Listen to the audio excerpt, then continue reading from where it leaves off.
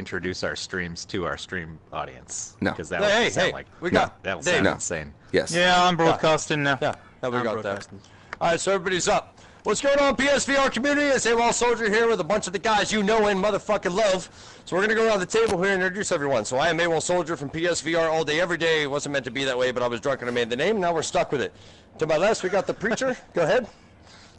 Yeah, the Preacher. That's me from the Preacher Plays. I have no idea what the fuck I'm saying. Please move on. There's an empty seat right next to you.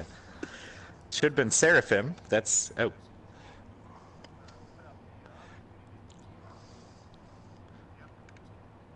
Cool. Oh. Nat? Yeah, I'm Nat from 7 Degrees of Gaming. Thank you guys for inviting me. You're welcome, and you look like a chick. Polish Paul, go ahead.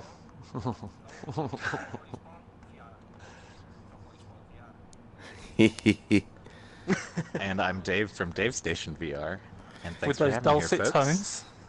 All right, and I am Lewis Knight from Lewis Knight PSVR, and I really hope everyone is sharing all their voices. Oh, I hope so too. Yeah. That's a good Is this one. going to be an hour of one person talking to themselves? On Yeah, that's what I... Yeah, I think so, pretty much. Well, thank all you guys for showing up.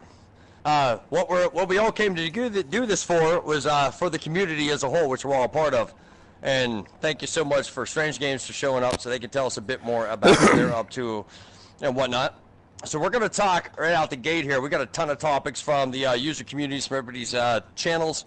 But we're going to start off with Strange Games because at the moment they're still coding D-Day for us as we speak.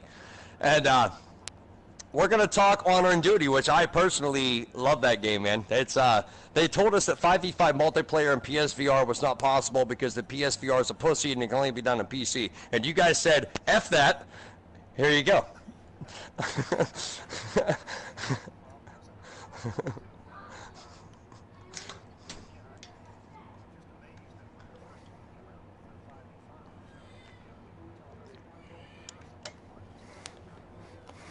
Nobody.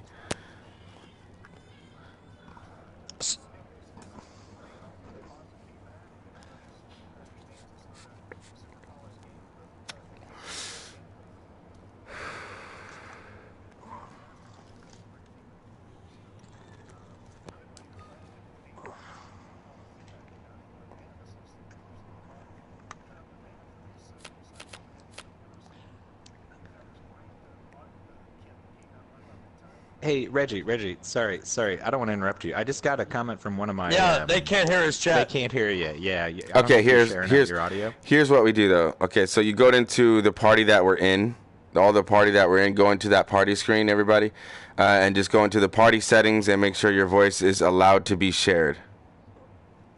Yeah, just go into your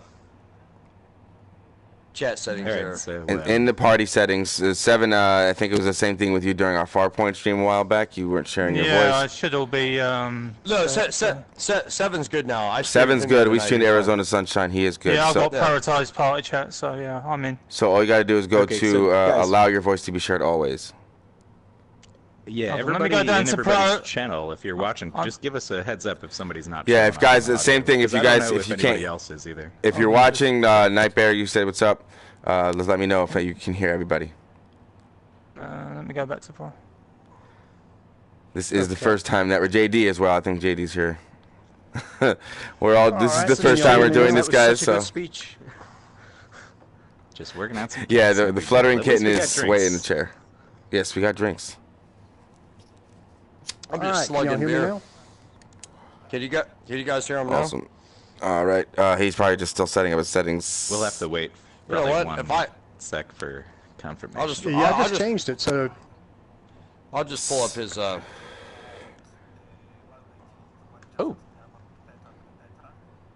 Oh yeah, well, we're gonna talk about all that, man. yeah. We're We gonna got- let we the got- we comments got all coming that in shit. unless they're saying like, "Hey, I can't hear anybody." We're gonna be Yeah, like, yeah. That's yeah. Ignore. that's why we did announcement Stick to videos the, so everybody could tell us what they wanted to talk about to keep this short. yeah. All right, well, I changed the settings. Can everybody hear me? I'm gonna Thanks, Jimmy. verify my own channel, man. Give me 1 sec. Anybody out there watching? Let's see if we can hear Fluttering Kitten over here from Strange All right, go Games. ahead, Flutter. Hey, can y'all hear me? I mean, we can hear you. Awesome, awesome. Everybody can hear. We're just waiting for fluttering to Hey, be they done. can hear him. Okay. Thanks, Beatrice They can Villa. hear him? Appreciate that. Cool. All right, back on schedule. Thanks, So, guys. All right. So A1, you want to intro him difficulties, again? sorry. and we'll Sorry, man. Get All right, so this we're going. good now? Sorry about that fluttering. Yeah, I think we're all good. no problem. I didn't realize it. All good. But yeah, I guess we're just saying we're really. I didn't think about doing that because we all stream all the time, and I'll have that set that way. My bad. We should have told you that. Okay, everything no is problem. everything is perfect. Sorry. So back to the Oh, first cool. question. The initial question was honor and duty and how awesome it is, and how you don't understand how some of these AAA studios and everybody else said it couldn't be done. That was the question you were trying to ask. 5v5. Yeah, just I don't understand. I mean, there's really nothing that hard about it. I mean, you've got some things with VR. I mean, it's a lot more frame rate sensitive, but other than that, I mean, to me, multiplayer is a lot easier to do than single player. So I would have thought, online multiplayer would have been the easier part of it. But in any event, we were just really surprised to hear we were the first to do it. And with all the great feedback we got, we decided to look at doing a sequel, a lot sooner than we would have. And this great art asset became available in the Unity store, and it had the perfect look for World War II. And so it was just like everything just kind of fell into place. And so things are going pretty well with that. We're working on some coding to replace a lot of the middleware we've been using. And that middleware is a very complex system, and so a lot of things were really hard to fix because, this whole, big middleware system just, we try to fix one little thing and it touched 10 different systems. So anyway, we've just been, kind of stripping that out. And, that coding will be the basis for D-Day, but at the same time, we're kind of, it's going to be, fixing the things in the current version of Honor and Duty. So hopefully within about 1 to 2 weeks, we'll have that ready to go back into the, the current version of Honor and Duty. So we'll be able to fix a lot of things like the player rotations, the frame rate issue and all that. So, look, even though we haven't been doing a lot of updates in the past week, there's a lot of work that's been going on. So. Well, you guys are Awesome. doing a great job, man. You're doing a great job. Yeah. I love the game. Has everybody in here played the game? Yeah. Oh yes, we Well, all it's only have. just Yeah. released in Europe, so Yeah. I bought it for $1. Yeah. Yeah. I think I was a little drunk and harsh when I reviewed it at first because I kept spawning in the same spot and everyone just had a better gun than me. And I was so fucking frustrated. But, I'm sure that's been patched or adjusted or something at this point, the spawn. Oh, that's it. Is anybody said they can't hear Polish Paul? I did. I think Polish Paul and maybe Preacher. I'm not sure, but Preacher hasn't No, said Preacher's much. good. I'm just being Preacher's- quiet. No, Yeah, Preacher's he's fine. quiet. Yeah. Preacher should be good. Preacher works just fine. Polish Paul, go into your settings and make sure your game chat's being shared, please.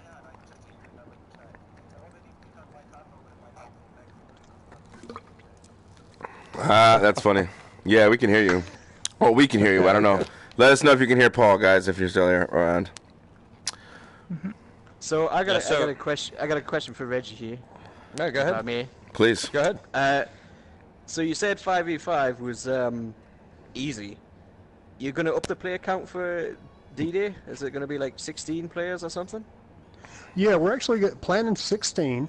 Once we get the middleware out, once we get the middleware out Can't and do hear our Paul, own guys. networking, 16 players should be fine. We're actually hoping to be able to do 32, but probably 16 will be realistic. What? Wait a minute. Wait. Yeah, Jesus, man. back 32? when the- Possibly? Yeah, Jesus. well, when we were doing stuff for the 360 years ago, our game said 16 players, and that's when we wrote our own networking code. So I know 16 won't be a problem, but 32, might be pushing a little bit, and we may have to go from peer-to-peer to client-server. So if we have to do that, it'll take a little longer, but I don't think it'll be too big of a deal to get 32 players in there. With vehicles as well. Yeah, with vehicles. So we'll see. So it's just Battlefield. You're the first Battlefield type. Yeah, I was thinking that earlier. I'm like, we got Battlefield in VR. That's fucking cool. Yeah, I've been working on the That's tanks insane. a lot this week. So we've got tanks, so you can, you're actually inside the tanks, and it's like a physical Oh, tank. God, You're in that there, looks you so pop good. out the hatch, and Yeah, that sounds so fun. it's not like you get in a tank and you're just seeing a third-person view of it. And you guys are still doing the? Are you guys still doing the licensing so some noob can't come in and steal my badass tank?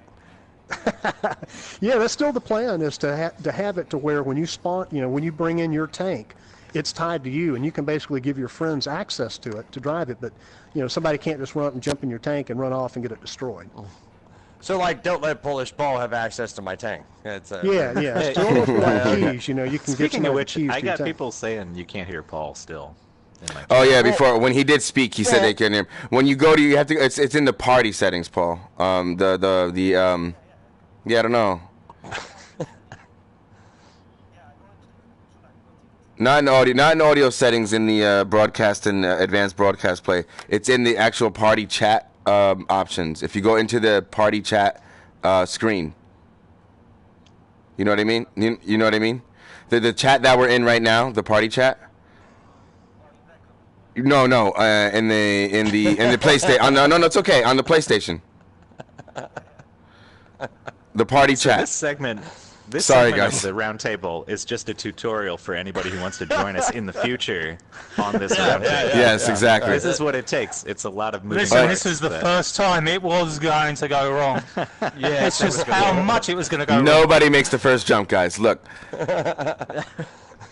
Yeah, it's in the party. It's in the party menu. The party that we're in on the PlayStation. If you go to the dashboard and you go to the, and then there's party settings, and then there's it'll say allow voice to be shared, and you just hit always.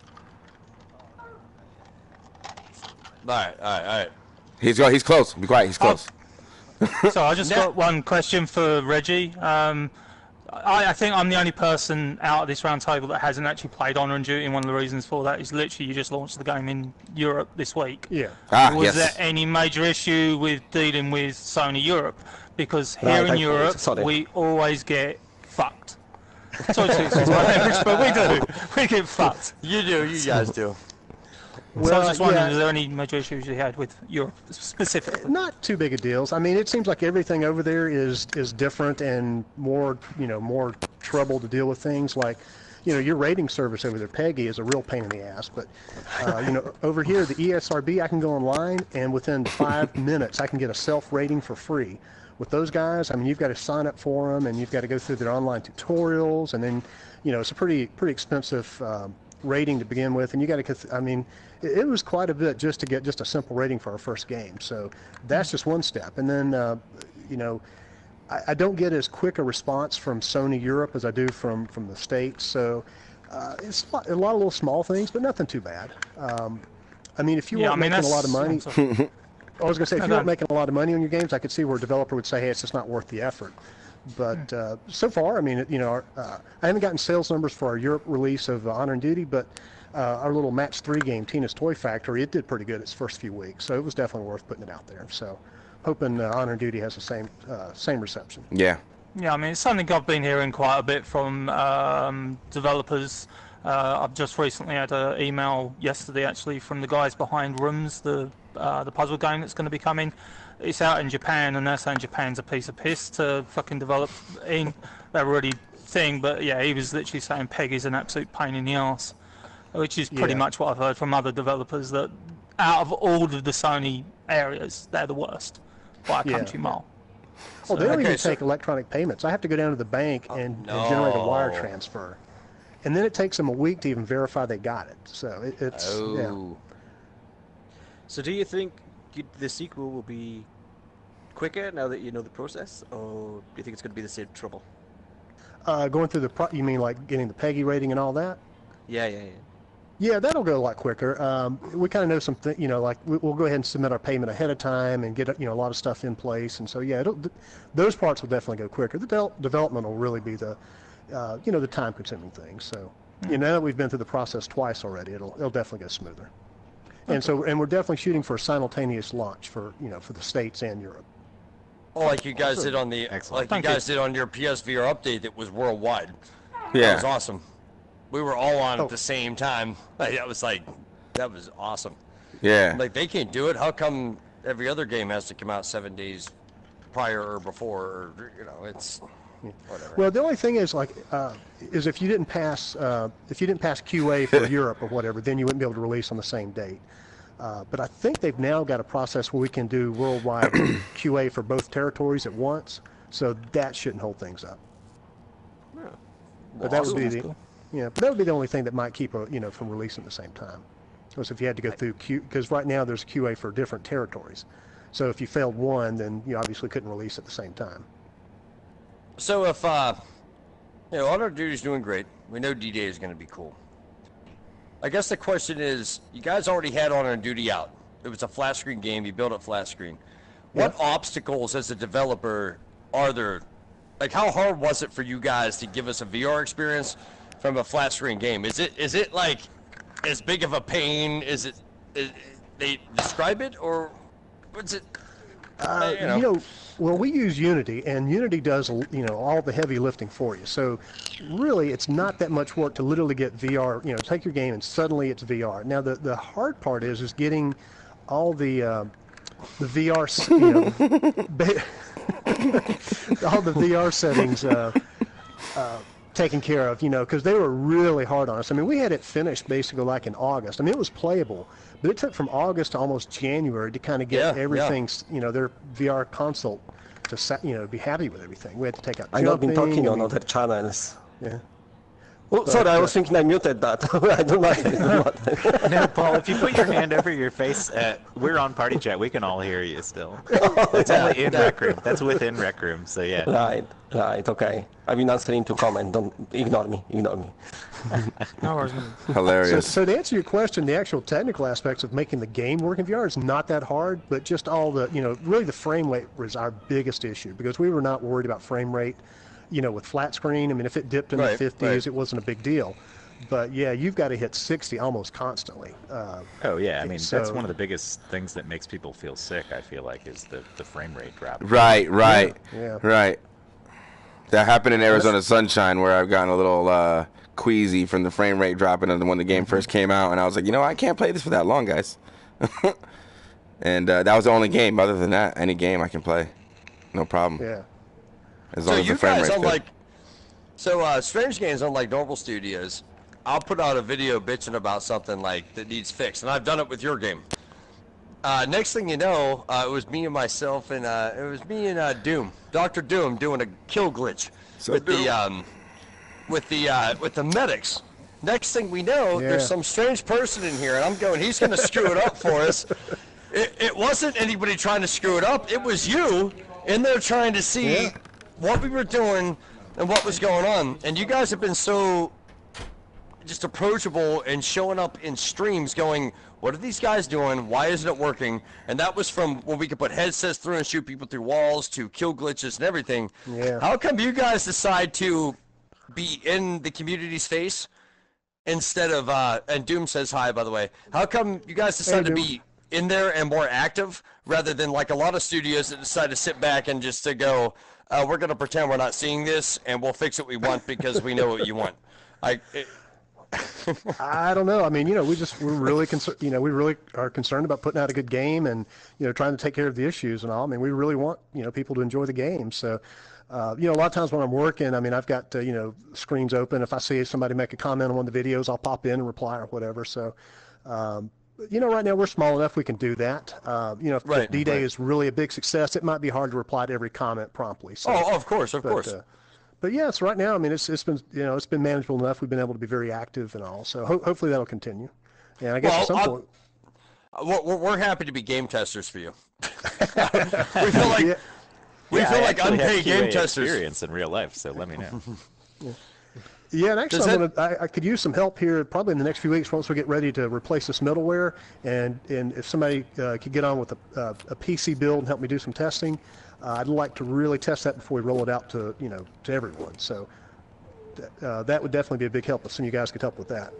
Are you guys thinking about doing planes? Are you guys thinking about planes maybe?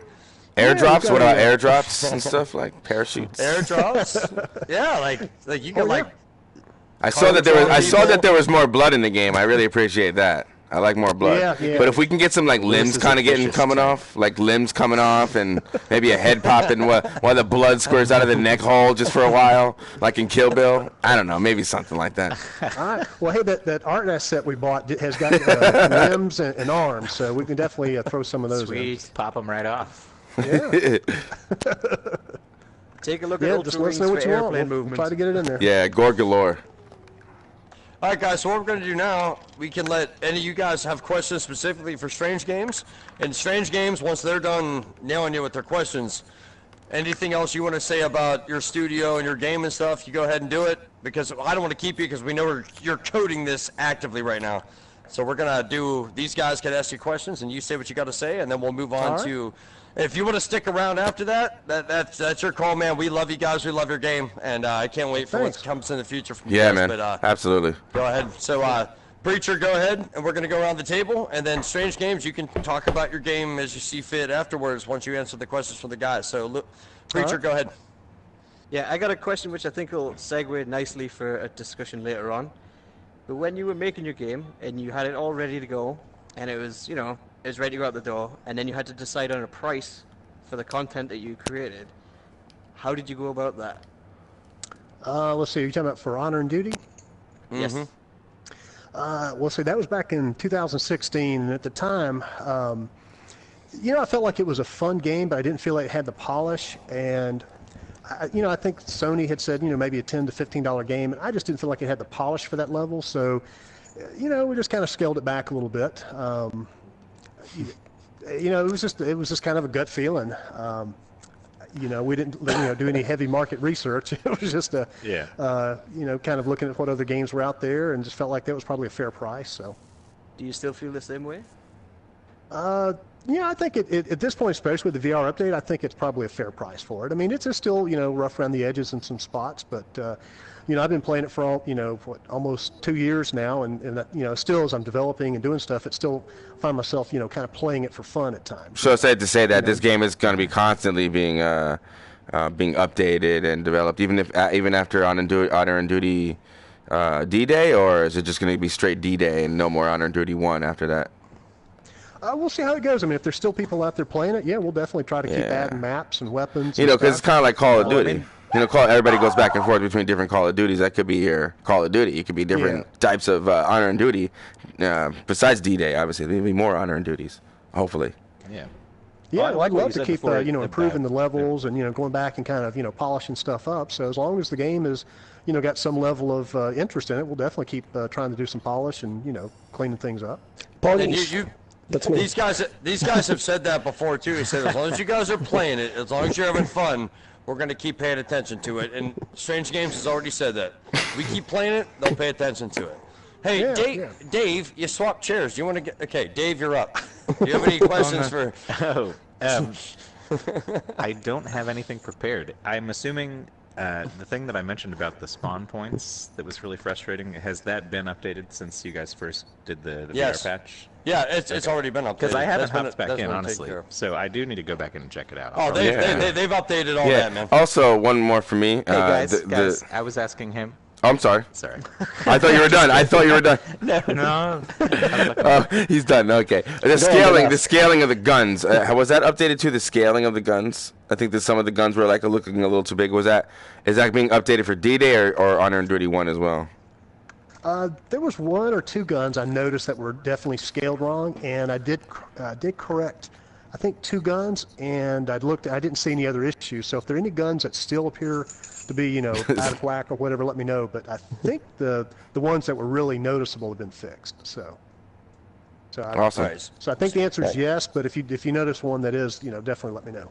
All right, let's let Dave ask his question and let Strange Games answer the question. Oh no, I asked it. He did. He was fucking around. All I was saying was you guys answered it for him, and I was saying I was asking him. Okay. Nat, do you have any questions? No, I'm You're fine. next, I was just... All right, Paul, you're up. Right, okay, I just want to ask if you're going to be adding any new maps to Honor and Duty. Ooh, good question. Yeah, actually, I've already got one picked out that I'm planning to do. And I've got a few weapons picked out we're going to add. So the main thing is get this middleware in place, because that will allow us to fix the frame rate issue, which I think is the biggest problem right now. Once you hit the 7th player, it seems like the frame rate really drops heavily. So that's the focus right now. But yeah, we've already got a map picked out we want to add and some other weapons. Awesome. Lewis, Yeah, do you have anything else? No, I think that's it for me. right. All right. Do we want to hop on to the community questions? Or? Yeah, that's what we're going to do in a moment. All right, so AWOL has all the stage games. Hold up. He said he wants to stay, man. All right, I'm just Stage games? You got anything else to add about your game specifically? No, I'm not trying to kick him out. I want him to code the best game he can because his shit rocks. And I don't want to make him feel like he is. But do you want him to be coding at like, what time is it? It's like after working hours. It's a Sunday. It's Easter Sunday. He shouldn't be coding right now, man. He should He's chill. a programmer. That's what they do. He should be All right. having Easter I was dinner. tell somebody the other day, I really enjoy this. It's almost like a passion, So, it's like if you saw an artist working, a painter, you wouldn't think he was, you'd think he was enjoying himself. And for me, that's why I work 7 days a week. It's I'm doing something I enjoy and it's fun. So. Yeah. But, we can see how much you support the game. It's great. Yeah. The other developers can't take the same passion to their games. Just Tell that to EA. Yeah, no shit. You guys have any loot boxes planned for D-Day? That'll be the next update. Microtransactions. Battle Royale mode? You guys are going to have a Battle Royale mode? Actually, I was playing a little Wait, Fortnite, that's like Fortnite. Where's he going with this? Wait, not like Fortnite, but isn't that like a free for all, right? Like, don't they don't have free? Yeah, there's only team deathmatch in Honor and Duty. That's it, right? Yeah, it's just team deathmatch. Right. Yeah, free for all is like kind of pretty much like Battle Royale. Well, hold on to what we were saying. Yeah, definitely. We've got some more. Obviously, there's going to be more game modes for D-Day. Yes. I've got one mode that I don't think anyone's ever done that we've got an idea to do, and then we'll do like the standard ones like team deathmatch, free for all, capture the flag, those sort of things.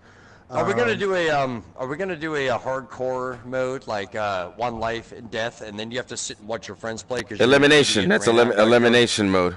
No, like hardcore search and destroy from Call of Duty was my all-time bread and butter. Right, man. you would get eliminated. You have to wait. You get eliminated. Yeah, man. Are we gonna get something like that? Yeah, we can definitely look at doing something like that if there's enough interest. If that's something people want to see, that wouldn't be too hard to put in there. Guys, most people in my chat are saying you keep cutting him off. Most people are not interested in that shit. Come on, talk. Yeah, we do. Just let us know what sort of modes you want to see, and we can definitely work them in. Stuff like that is not hard to do. It's getting all the, all the mechanics in there. Player spawning, shooting, all that. Once you have that done, then team deathmatch, free for all. That stuff is not that hard to do. It's just a matter of how you're scoring the points, how you're setting the teams up. So, once we get the basics in there, team modes are not that much more extra work to do. So. Yeah.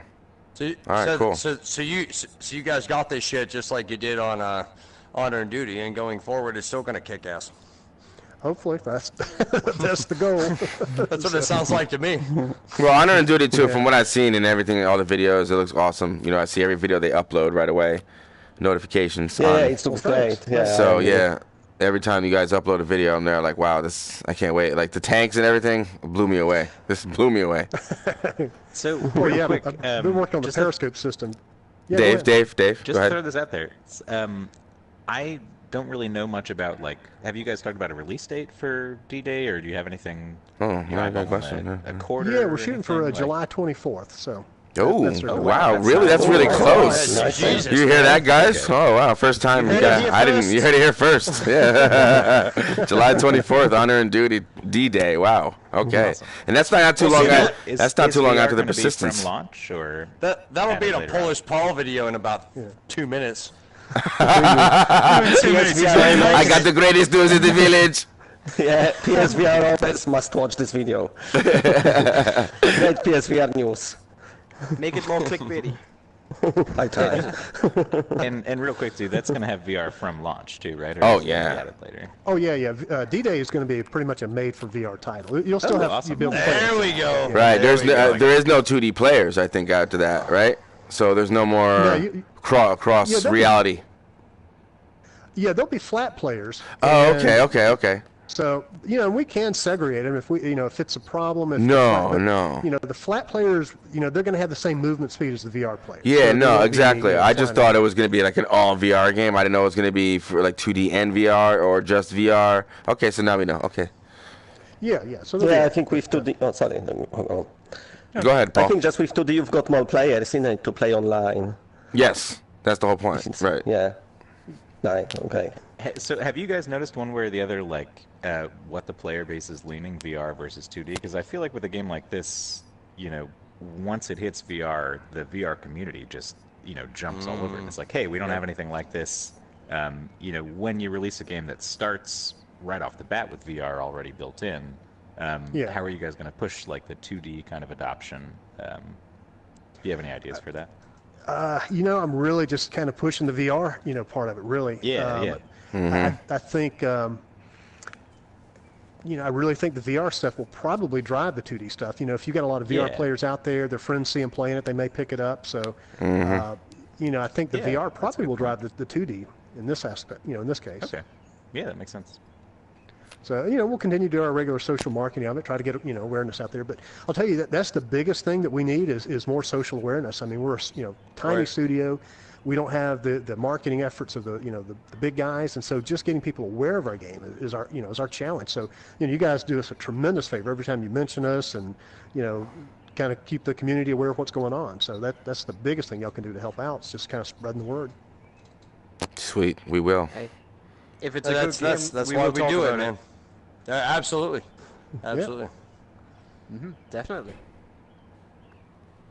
Awesome. All right. Well, any other questions? I mean, I feel like I've kind of taken up all the time. No, not at all. Oh, the We more wanted the to know everything. Yeah. Yeah. Release date July 24th. Nice one. Yep. So Very good. everybody said you guys have asked all your questions? Sure, Yeah. You have anything Yeah. else? Yeah. That was the greatest interview I've ever been a part of, to be honest. Like, yeah, that was cool, man. Same here. That was my first ever interview. Yeah, me too. Did Me you too. have a question? Yeah, I was going to say, are you, like, No, taking I'm time fine. off from CNN fine. or something, Lewis? Just busted my interview cherry. All right, so here's what we're going to do. We're going to move on to community questions. And these questions come from our own channels, which is Yes, actually I'm the excited entire about this community. part. And what we're going to get into here, and from this point forward, is going to be, of course, how we feel about VR, games in general, and peripherals, hardware, software, everything. So that's what we're going to get into right now. So I'll shout out every guy that did these questions. So I'll say who did the question, and we're going to get into it, and we're going to go left to right, and the next time we're going to go right to left. So Preach, you'll go first the first time, and Lewis, the next answer, or the next question, you're going to go to you first. Alrighty then. All right. So this comes from J Biggs Gaming. Should Sony release an updated PSVR this gen or next, or just release better moves and tracking? Also, on top of that, in conjunction with that, was Roy Schwartz says universal movement for the moves. Should we have universal movement, meaning it's always forward, back, left, and right, and across the board when we get a game, and then when you do other things, those are the buttons that are left over. Okay. I I will try and remember all that. Okay, a next-gen headset, or a headset next. No, not to the next generation.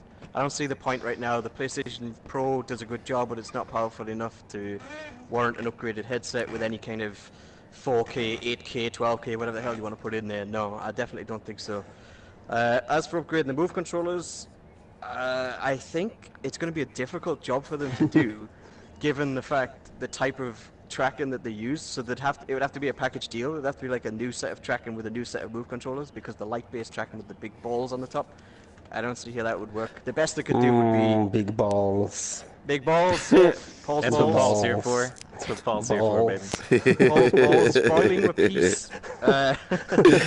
So the best they could do would be to slap thumbsticks on, but it feels a little bit like it's getting late in the game for that, maybe. Right. Yeah. Nobody wants to rebuy peripherals at this point that they already basically have. You know? And then, you've got poo guys like, Veggie here, who's doing 7 days a week, and then you'd have like another set of controls that you'd have to... Yeah, they release a new controller. That's what you got on your feet. You operating with your feet. Did you saw that? I did, But yes. that's like third-party controller. But I don't think how that would work on PSVR, like when you stand up and shit. I'd like it to stand up, because you need to sit down with that shit. Yeah, you need to sit down and then you operate with your feet. But then, how many games will support it? No. Can we just agree that more games need Verzoom support? Because with the bicycle? Just sitting here unused. Hey, you can buy Virzum for 70 quid now. I'm just fucking around. I don't actually have one. Nobody here has one. That you can buy attachments. I've never seen anyone who has one. Bike. Hey guys, wait, real quick, sidebar. Do you think if we all bugged Verzoom, they'd send us some free bikes? I'll take it. I would take it. Have a thing where we all talk about their little bike shit. I've sent an email and I asked them, can they send me one offer? Maybe Is it not to fucking Poland? We'll send it to America. Yeah, that would be. I would totally take that for free. All right, so back on talk. Preacher, you done? Just the last part of that question, which was to do with universal controls. If I've understood the question correctly, I imagine it's like, raw data, Skyrim, etc., using the same types of buttons. Exactly. Yes, we're a year and a half in. We've had multiple really, really good examples of how to do it. Why the fuck, excuse the language, why have they not decided to just copy the guys that have got it right? That's annoys me. Well, games are. You play new game. Oh, go ahead. Sorry. You play new games, and half of them got different controls, and it's annoying as fuck because you don't know what you're doing at the beginning. You have to get used to controls first, and then play the game. Yeah, as a consumer, that really sucks. That really sucks. But as far as developers go, it's still so early. Like, they don't know what the market's like. They don't know what the environment's like until, when a game comes out that has good controls that everyone likes. These people making the other games with shitty controls we don't like are already 75% done with their fucking game at that point. You know what I mean? So it's like once things certain games set the standard, I think we'll see more of it naturally happening because people want to recreate that. Well, but if you're all working in a vacuum, different lanes, you don't know what, you think you've got the best idea for what works, but then you see everybody else being like, holy shit, that one's way better, and then you realize next game, let's develop it that way. And it all kind of moves forward. For me, there's enough games out there that use X and O or X. But this is for the future, though. Turn left and turn right. Right, but for the future, they should use universal. You know what I mean? Well, you know what? Well, though? what do we think is this? the game that sets the standard for universal? What would be the game? Oh, you're gonna have to take something Skyrim, like I think. Skyrim. You think Skyrim? Yeah, Skyrim's good. Doom VFR did. Oh wait, both Bethesda games. No, Skyrim raw data did it. Raw data has smooth turning and walking just like Skyrim. Same controls as well. No different. Well, like the one in Apex Construct, smooth walking. Apex Construct. Solus project. And the Solus project. Yeah. There was a person's question from the community, not to jump ahead about Solus project. No, well, it's mine too. I got that too. It's on the list. I got that. It's on the list. It's on the list. Yeah, I got that question too. So anyway, Nat, what do you have to add to this? Since you were technically next. After Preacher. Well, the problem that you got with the Move controllers is they brought out new Move controllers, what was it, almost a year ago. And they did nothing. It was literally the same Move controllers as it was before. They just improved the battery life and gave new connections. If they were going to put analog sticks on them, that was the time to do it. Because they'd already had, 6 months, 8 months of people saying, we need analog sticks on the controls, we need analog sticks, we need analog sticks. They've left it. It ain't happening. No matter how much we bitch, moan and want them, they're not going to come. They're going to come next year. But we signed the petition. It's as simple as that. I signed the petition, why wouldn't I? There's no reason not to sign the petition. I signed the petition as well, man. And I'll tell you what. I signed and shared it. Why they don't listen to us? Bastards. They don't listen to us because our install base is too low. There's not enough market saturation to justify PSVR has the Sony. biggest install base of any of the headsets, though. Yeah, but when you compare Easily, Sony right? PSVR install base against PlayStation 4 install base, they don't give a shit. Of course, it's still a gizmo. It's still a gadget. You got to pay much money exactly. for it. Yes, sir. Yes, sir. So I don't see us getting any type of move updates, even to PS5. I'd bet my nuts that what they're going to do is have PSVR work on PS5, and maybe a year in we'll get some moves and maybe a new version, maybe 2 or 3 years in, with better tracking. Hey, well, if that doesn't come true, I'm coming like Rumpelstiltskin for your nuts, man. Yeah, seriously. Those nuts. I help you. Let's do that high five again, baby. We all go for AWOL balls. Hey, I got a 17-year-old and I got a one on the way, man. You can shop them off. I don't want them anymore. There's no way they are launching PSVR 2 at the same time as PS5. Exactly. I don't think so. Like, yeah. The financial side of it would be crippling for most people. You're looking. I agree with AWOL. You're most probably looking at a year to a year and a half. However, if Sony do not make the current PlayStation VR compatible with PlayStation 5, they're fucking morons. That's the simplest thing. Well, the operating system, the headset's not the problem. Yeah, the operating system and the programming code that they're going to be using for PS5. Oh yeah. Because why would they change it? Literally, the coding they're using is the same as PCs, and it's worked for them. It's worked for them spectacularly. So why would they need to change it? Again, the only thing I can see them doing with a PS5, which again I would think would be stupid, is removing a disk drive out of it.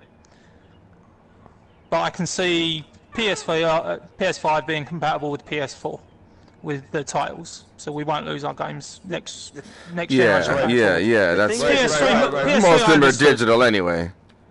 The thing is, like Dave was saying, I think there's nothing too wrong with the headset. Like, if you actually had something that was like with the room we're in right now, if you had something more power in this, it would still look pretty damn good through this headset. Resolution would still look good. So yeah, PS5, this headset, that'd be fine, especially for the first year or two. But everything can always be upgraded and stuff like that. So I might say, if it's 18 months down the line, yeah, that's fine. I don't have a problem with that. Yeah, I'm happy so they just need to make sure this is running. I mean, I still don't even have a Pro, so like I'm not jumping on any kind of PS5 I think it's what people want the most is bigger games for PSVR. Even now, I think people don't care that much about PSVR 2, but to get some bigger games. Well, the problem at the moment is everybody's focusing on graphics. And to be honest, I think we've got a head up on PSVR because, all right, yeah, we do care about graphics to a certain extent, but the most important thing to us is gameplay. If you, like the guys from Honor and Duty, he turned around and said, look, our game don't look the best or anything. But what's important about that game, and you guys will attest to that more than I can, is the gameplay's cool. You enjoy the gameplay, you enjoy the game, and that's why you go back to the game. It's not because it's got a certain visual style. Yes, it does, but you're just like, well, look, I don't really care about that because guess what? When I play the game, I have fun. What I'm hoping next generation is we get away from this frigging crazy obsession with crazy graphics. Don't get me wrong, I love my God of Wars and I love my Horizon Zero Dawns and stuff like that and looking all pretty and shiny and stuff. But what I want is emergent worlds. I want bigger worlds that are alive. I'll allow Skyrim VR. And you can do that with the stuff. Yeah, Skyrim VR, but imagine when you go into Skyrim VR, created from the rather than the NPCs that you have, which have a set not move set, but talk set. What about if they literally didn't have 4 lines, which is what they've got now? What happens if they got 5,000 lines? That's what I want. I want to go into there and literally sort of like say, you look like a duck, and literally the NPC responding to that, going, you bastard, or something like that. You don't have that option. That's, I think, the next generation. Make the worlds bigger, more alive. Yes. The graphics are nice, but it's definitely far out. But no, I mean, if you look at where they got with the Impatient very quickly, all right, the Impatient ain't a great game. Yeah, Impatient is. But let's talk about the fucking Impatient. Are we gonna get on that too? You've got a very small. Is that one of the subjects? Of talking. So yeah. Can you talk about Impatient? Hey, hold up. Not on the list, Paul. Actually, we're just moving to that right now, and we're not going to talk Impatient. We're going to talk Supermassive. So, disappointment. Yeah, we can talk Supermassive. It's a supermassive disappointment. We're going to move on to Supermassive. So it's a company.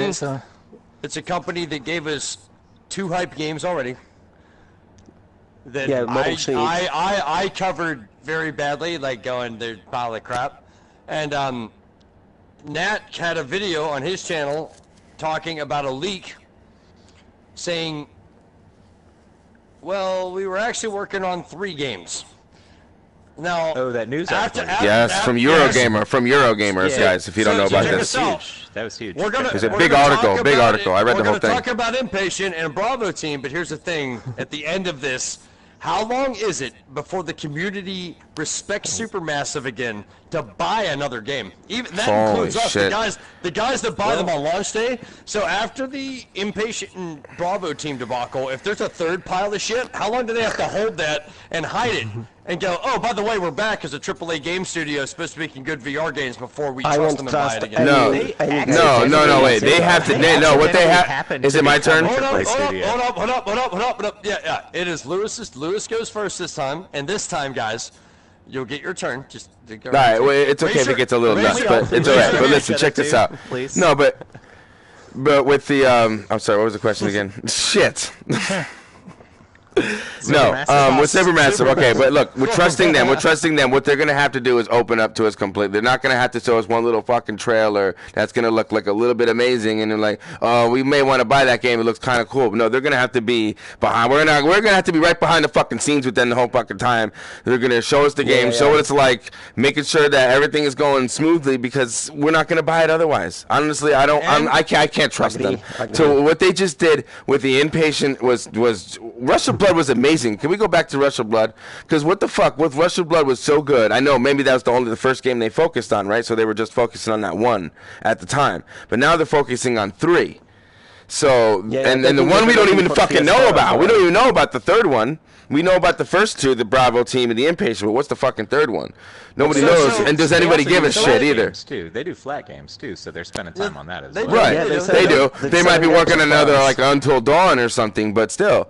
But like, so Lewis, how about this? Do you feel? I forgot to add this in.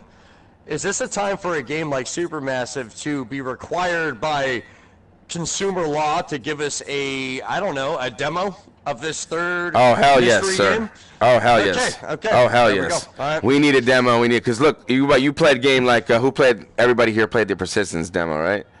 Oh hell yeah! Everybody Persistence demo. And as soon as you turned that shit on, it was like fucking sold, right? Like we knew it. So that's what we need. Like demos is very important. But Supermassive.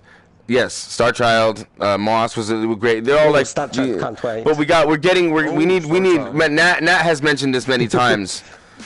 Nat has mentioned this many. Nat has mentioned this many times where we need more demos. We need just more fucking demos. That's it. There's no excuses like at this point. Honestly, can we get games. Strange Games to chime in on this? Because I think a lot of people who develop these games are like smaller developers, and a demo that is true. Like a whole separate thing you have to do. He's back. Let's get in there. Yeah. So if people asked you for a demo, how much extra work is that to create a full-fledged demo that runs? And I mean, that's a whole separate work stream, right? It's a kind of a it is actually. Now, when we're doing games for the 360, pretty much every game had to have a demo. Where the hell's he been the whole time? What now? No, go ahead. Sorry. So I don't know how this happened. we were already used to doing that back in the 360. So get back in your chair and let him answer the question. I'm trying. It's not that big a deal to do it, but on the consoles now with Sony, it has to be a separate game, so you've got to go through the whole process. So it's more work, but it's not that big a deal. Okay, so if it's not that big a deal, then we need more demos. But you have to go through PEGI rating twice and all that shit. That's an interesting question. I'm not sure if you have to do that or not for a demo version, but it's definitely if they could let us put one game out there and then just kind of the way the 360 did it was you had a variable you could check, and it told you if the game was running in demo mode or not. And so if it was running in demo mode, you would limit the levels or whatever. And that wasn't hard. You had one game, one set of coding, and you just did things depending on whether it was a demo or. And the way they presented it on their store for you to download was just based on that. You didn't have to do anything, compartmentalizing a separate demo. Right. And if they did that, it would be a lot easier, and you might see more demo versions out there. But so right now, we do have to make a separate version. That's why we haven't updated the demo version of Honor and Duty. True that. VR support it's just you got to go back in and almost redo a lot of the stuff we've already done back into this other separate version of the game. Yeah, I don't know. My favorite demo has been the Resident Evil 7 demo. That was my favorite demo of all time. I just want to throw that out there. It's been like a best game on PSVR. Yeah, and that was like the best demo I've ever played as a VR demo. It was like, holy hell. Well, it wasn't just the demo. I mean, because obviously you did have the demo come out, but even before that, you had Kitchen. Yeah, but Kitchen I didn't get. I didn't even know about Kitchen until like Kitchen, like it since like as a new PSVR owner, I got my shit and I turned on all the demos and everything, and it says Kitchen. Well, I think I'm gonna go make a sandwich or something. I didn't know what the fuck it was, so I was like, I don't want to play that, dude. I don't want to play that shit. So I downloaded the actual Resident Evil 7 Midnight Hour demo, which also helped me get over my VR sickness. By the way, was walking around in that game for hours upon hours. Oh yeah, oh yeah. That was, as far as demos go, there was so much content in that one, and you could like replay it. Right? I felt like there was, yeah. I played it like 12 times, dude. Yeah. But that was like the original system seller. Yes, it was. Like it was. Oh yeah. Like, besides like Eve Valkyrie and shit. Right. No, it was. It was. I was Some so people hyped still for don't it. know that you can play Resi demo in VR. Yeah, I know. I took the day off of work. You can play it in VR. Yeah. Yeah, I took the day off of work to play that game. You took the day off work. I did. Is that the same question? I did. Fuck that shit, dude. I was hyped about PSVR because that was still new to me at the time. I just got that shit for Christmas, and Resident Evil 7 was on my super hype list, man. It was just like, forget work. Who gives a shit? What was the question we were talking about? I don't fucking know. Supermassive. Oh, We're talking about Supermassive. You know what, Dave, it's your turn, please. Yes. Please, Dave. Well, Dave, I just so want to quickly run back to that Supermassive bit quickly. Oh, I think where you were saying, what would we need to trust them? First of all, we need a good game. If they come out with another mediocre game, that's it. They're done on VR. It's impossible. If they come out with a game of the level, and it has to be honest, it has to be better than Rush of Blood that Lewis was talking about. Great. First, that's the first set of trust. We'll play the game. Oh, it's got to be better than Rush of Blood. That's what I'm saying. Why? Because Rush of Blood was the initial one. But it still has to be better than that. I think it has to be just better than the shitty ones. Is meant to get better with games. Look at somebody like Naughty Dog, right? It's not VR related, but you look at Naughty Dog. Uncharted, pretty good game. Uncharted 2 went to a completely different level. Uncharted 3 went to a different level again. Then they Jesus Christ, they brought out Last of Us, which went on to a completely different level again. You need to keep moving up. Yeah, Crash Bandicoot. Sorry, I'm just fucking around. Go ahead. No, they were toting from the side of Supermassive way before we got any gameplay, anything was going on. They were going, these guys have already made a VR game. That's what started the hype. And I had a kid on my channel, my fucking first impression, saying I spent my Christmas money on this pile of crap, and he was bummed. Somebody who doesn't have a lot of money to spend, and because of the hype, and because it's expected that these companies step the bar up, just like he said, they failed miserably. They did it with Impatient and Bravo team, and I'm on my channel going to sit and give them any slack, period, for the rest of time until they step it up again. But yes. All right, so can we go back to the circular thing? Yes. Yeah, sorry. Yeah, it is Dave's turn. I passed it off to Dave. I don't know what happened there. So we all read the Eurogamer thing, right? Yes, I read the whole fucking article, Dave. Yes. Okay, yeah. I feel like that that explains everything. There's really nothing else other than they lucked into being a AAA game studio. They got lucky with a formula. Yeah. People were saying that Until Dawn, the base 2D game, which now everybody loves and has been free on the PS Plus, and everybody knows that game. Yeah, that was just like everyone thought it wasn't looking too hot, and then all of a sudden they were just like, oh well, actually this turned out pretty good. And then based on that, they had such kind of a wave of hype behind them that they got too big for their fucking britches, and they were like, we can make all these kinds of games. Yeah, they got on a high horse. They got on a high horse for a little bit. You mean? Yeah, we can make a military-style first-person shooter because we made a story-based horror game. Like, what? I don't know. Like that makes no sense. That's completely opposite. Like that's crazy. So, if they could scale their focus back and Telltale games, even though they've fallen off for sure. They got huge on knowing what kind of game they made well and making the shit out of that game as many ways as they could. And so if Supermassive could figure out something like that with the Until Dawn formula that worked in VR, Inpatient obviously wasn't that. But, Inpatient was fucking boring. I think they could probably, I think they could do something good if they picked a lane. But they're trying to do all kinds of different stuff that they can't. And they've also got their 2D games in development too, like Hidden Agenda, which, as you guys know, that didn't really go over very well. You play on your phone. I just finished it's that like last supposed night. to be. Did you like it? Was it fun? It was interesting at first, and then it ended extremely quickly. Yeah, it's like a It was a 2-hour game. two-hour game. Yeah, 2 about hour 2 game. hours. Yeah. I would like. All to, right, so that's my to- piece. I've said my Sorry, piece, go but on. yeah, if you want to, go ahead. It was just in reaction to what you were saying with regard. This isn't my circular thing, but it was just in reaction to what you were saying. Was I wonder how much pressure actually came from Sony, because they've actually pushed Bravo Team and Impatient so much in every advert. That's that part they of have. their. That's part of their base know? marketing is Bravo Yep. Team, Yep. and yeah, no, you're absolutely. I can't That's the watch a single problem. Polish Paul video without Bravo Team popping up. Yeah, true that. Bravo team. Fucking Bravo team was shit. I totally didn't like this game. It's worse than a It is your turn. It is your turn, Paul. Yes. It's your turn, Paul. Right. It started off from everything being massive, and even if you hide somewhere behind like cover, you still get shot.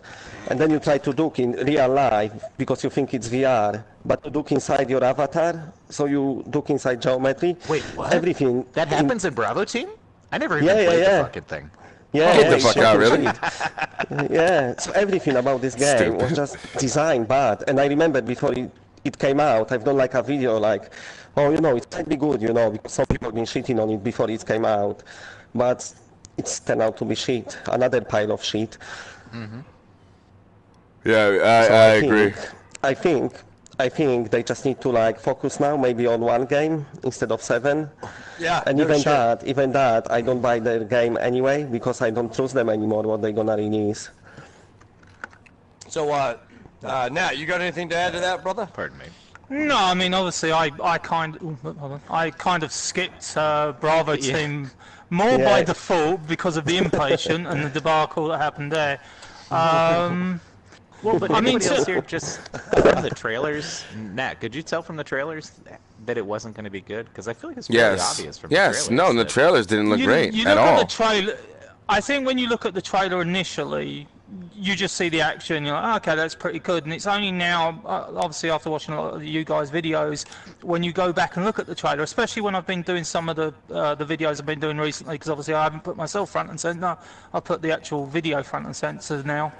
So when I did the Bravo Team one, and you were watching it again, it's like, okay.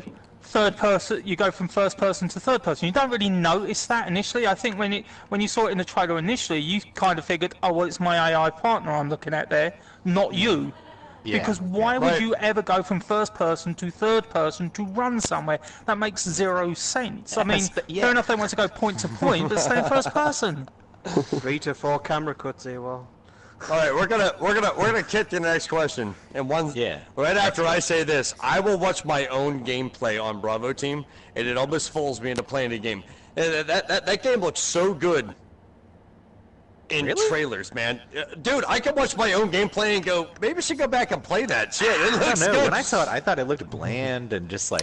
Yeah, because I didn't say anything special. It looked over and over the trailers. Yeah, you're absolutely It's right. like, it's really, it's all gray and fucking like, I don't know. man. Nothing. There's nothing to the buildings. There's nothing to anything in that game. It's not about nothing the- to- it's- yeah, it's very empty game. I It's mean, a very empty very game. empty world. It is. No But I was atmosphere. looking at it more from a Polish go Paul VR. and take your point and then shoot people. I'm like, how do you fuck that up? And they totally did. They totally did. They Well, fucked but also that up. that's not even a new, like, we have a million games like that. We don't need that fucking game. Like, we have so many wave shooters, dude. No, Oh, no. exactly. There's so many So better, many much better better ones. ones though. There and is. that's all that is. Absolutely. Yeah, It's- Like, especially I for played the VR price. Invaders Preacher, all preacher. day over that fucking game. No, yeah, I all like right. VR Invaders, yeah. Me too. That was a Okay, good game. okay. So we all agree that Bravo Team fucking sucks. Of course. Yes. Yeah, I it's didn't even fucking play shit. it. Okay. Yeah, I mean, for me, And the inpatient. What about the inpatient then? Oh, I'm sorry, Preach. Go ahead. no, I was just, I was super looking forward to the Impatient, and Bravo Team, I was similar to Dave. I watched the trailer, I was like, nah, it looks okay. Inpatient But still looked good off of a trailer, I it's, thought. It the did. graphics of the Impatient look great. The but great. It did. it's, And they pulled the off Impatient Until Dawn. I mean, like, yeah. Yeah, anyway, sorry, that's go ahead. why. But that's Until okay, I mean, Dawn that's was why like I, fucking I was Hollywood looking forward to production it. though. Like it's like it's not like you saw celebrity in the inpatient. No, there was like 5 celebrities in That's true, that fucking Rami Until Malek Dawn. guy and everybody- Dude, Yeah, Hayden yeah, Panettiere, the guy from Agents of Shield. I'm Yeah, like, what Hayden the Panettiere, fuck? yeah. You're right. Oh, shit. I That dropped my kid- drink. I forgot All right. about that actually. Yeah, they paid a lot of money for those motherfuckers. Fuck that. I'm sorry. Is there too much All right, cursing? No. Dude, why'd you look at me when you said that? You see my channel. Okay, He's so the moderator. You're the moderator, AWOL. What the fuck? I That's am. why we looked at you. Hey. No, No, I meant to hit AWOL. Sorry, preach. no. I give no. It's okay. I give no fucks about this one. So how about this? Let's get on to something that before this past week, a week ago, we had a game come out called what was it called? Arc Park, I think. And I don't remember. Arcing of the arc? What happened? That's hilarious. Park arc? I filmed it for like 4 hours just to prove a point how shitty. You did. I was there the whole time, dude, and my eyes were sore. I don't know why. Hey, listen, I love Arc Park because it's given me loads of source material for my videos. all right, so game check is us out. Okay, AWOL. Sorry. We can break the Arc Park debacle, which is very interesting out of all the games we talked about, because I didn't buy it, Preach didn't buy it, Lewis didn't buy it, They bought it. Dave bought it, Polish Paul bought it. Hold on. I didn't spend didn't real buy money it. on it. I used store credit because I traded in at a GameStop some old games I didn't need. Well, That's you still a still waste of have money. to- That's a waste of money. And then still. I got a 20% off card. It was like, it wasn't that bad. It's All right, Okay, all so, right. so here's what's interesting about this game. You have crappy games come out that we all buy and we all review or talk about in our own way. This is a strange one because we didn't have an embargo on it. Like, we didn't sit in our, not an embargo, we didn't blacklist it. But a lot of us didn't buy it, we didn't review it. And the reason I didn't was because I watched Polish Paul play the game for 3 hours. and I'm sitting there- almost 4. I think it was 4 hours. Almost 4, dude. 3 hours and 42 minutes. If I'm correct. That was painful. Yeah. I was so suffering. I was hardcore suffering, yeah. He saved me money. So from you guys that played Thank you. From you guys that played it, Polish Paul, Dave Station actually played it. Yeah. Brian Paul played a little bit. I watched him first. He's not in here though. He's not in here though. So you guys. Oh, you're true that. I could text him and ask him what he thinks. Fill us in on the part. I told my people not to buy it because I wasn't, and I wouldn't expect anybody that watches my channel to buy it if I'm not. Yes. I pass it up. I mean, Yes. So Polish Paul, Dave Station, you guys fucking, you guys have the floor and tell us about Arc Park and how wonderful it is. Let's try please. some dinos. Right. Well, All it eyes on starts you off, guys. I think this game looks better on a flat screen than when you're in VR because everything seems a bit blurry, even on my PS4 Pro. And all the mechanics are just fucking shit. It's just like broken game. Like when you're shooting them dinosaurs, they're just running at you. There's no AI to it or no. It's just boring game, boring as fuck. It only looks good compared to biggest pile of shit you see fucking laying on floor next to your shoe. This is why I love this dude. I love this guy. I can't go after Paul, man. Like, I can't go after Paul. It's too much pressure. You should have won first, Dave. I know, I wanted to. I was trying to sneak in first. The developers tweeted and they did say sorry that people had bad experience and they said they're gonna fix the game. So we see if that's gonna happen. And they also said they're gonna release special edition for PS4, which gonna be even more expensive. Oh my god. And only thing you get. Are you serious? Guys, we're also going to make it more expensive. That would be fucking great. And only thing you're gonna get in that special edition is you get to write skeletons, T-Rex skeleton. You Why can would pick you up fuck- For that. what the fuck for? Is he Yeah. taking the piss? Why would you Yeah. ride a skeleton? No Because it's idea. fun, Dave. That's what people want. Okay. Because these devs think that they know what we want. Here's what I think. You can polish a turd, but it's still a piece of shit. Yeah, well, so they can't even polish it because the turd is so baked into every piece. Like, the loop, the gameplay loop, is you can't change it without making a different game. So they can polish stuff up, they can add more stuff. But I bet you, in a year, those dinosaurs will still run like fucking idiots down the same lane, not doing anything, not reacting when you shoot them. And, like, you're going to be grinding for, I guess, some weapon that makes it easier to beat the stage that's not even fun. And just, I don't know. Stop doing this. Stop I'm doing not it. doing that, Paul. Why are you That was doing you that? that time. That You was made you me that do time, that. Paul. I'm in the middle of my fucking talk, and you're just slapping my hand. All right, so we can all now also agree that Arc Park sucks, coming from guys that played it. Then, Oh, Possibly. Well, yeah, Somebody so, entered I the want to go room. into a little Who's in bit the more room? about- Wait. Let's please, Dave. Yes. No, wait. Who's Who's that guy? Dave? Somebody It's crept Seraphim. into our room. Oh, Seraphim's here. Seraphim's here. I invited Seraphim, guys. Dude, Seraphim. Hi guys. I was just playing with my toys. Yay, Seraphim! So everybody can hear you. Can you guys hear Seraphim? Yeah, let's go say what's up to You're Seraphim. suave as a motherfucker, man. I How did was you get that? asleep. What's happened to your hair? Yeah, all right. That's his hair. Hey buddy. Get in your fucking seats and sit What's down. that? We're gonna get hey, somebody invite Seraphim into the I did. I'll invite him to the chat party right now. Give me 1 second, guys. Give me 1 second, guys. I'm inviting him right now. Just so you know, Seraphim has the edit thing in his hand. What? Oh, he's gonna draw stuff. Put that shit down. Okay. Somebody asked what we're talking about, and it would be I invited him, Seraphim Preacher. know, too. Preacher, I invited him It'd to be the good to chat let party. Seraphim know, too. Okay. Seraphim, can you hear us? Yeah, I can hear you guys. Okay, so we're talking Oh, about. I Ark invited him Park, to the right? party a while ago. That's right. Okay. You played Ark Park, right? Yeah, Yes, he did. He played Ark also. Park. That's why I invited him Yeah. just now. Perfect timing, bro. Yeah, so you're the played third it. one of us. Paul went, I went. What did you think about Ark Park? I think it was extremely scary. I'm so angry. I don't know. All right, thanks then. I think it's more of a Kickstarter, which is actually illegal. Actually, like it's a Kickstarter, and VR shouldn't have Kickstarters. I don't know. Should it?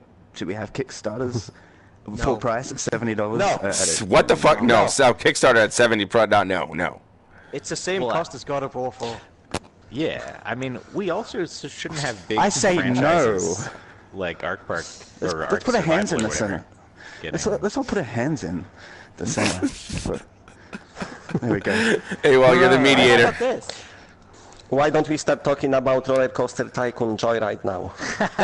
It's that good time. Speaking about Shin It's not on the games. list, but we should talk about that. You know what? That's not even on the list, but go ahead, Paul. Tell us about Roller Coaster Tycoon. I would love to hear what. Do we have Wipeout on the list too? Because somebody just asked. Oh me no, about that's Wipeout. later. That's later. That's later. That's later. We gotta. That's No, later. dude, we're gonna talk about the good side. We're kind of drawing on the bad right now. So Yeah. I'm telling you guys, like I thought, this is gonna be like a 4-hour podcast or something. It's gonna be. Really Yeah, I feel like it is. I feel like I it need to do is. news Yeah. video today.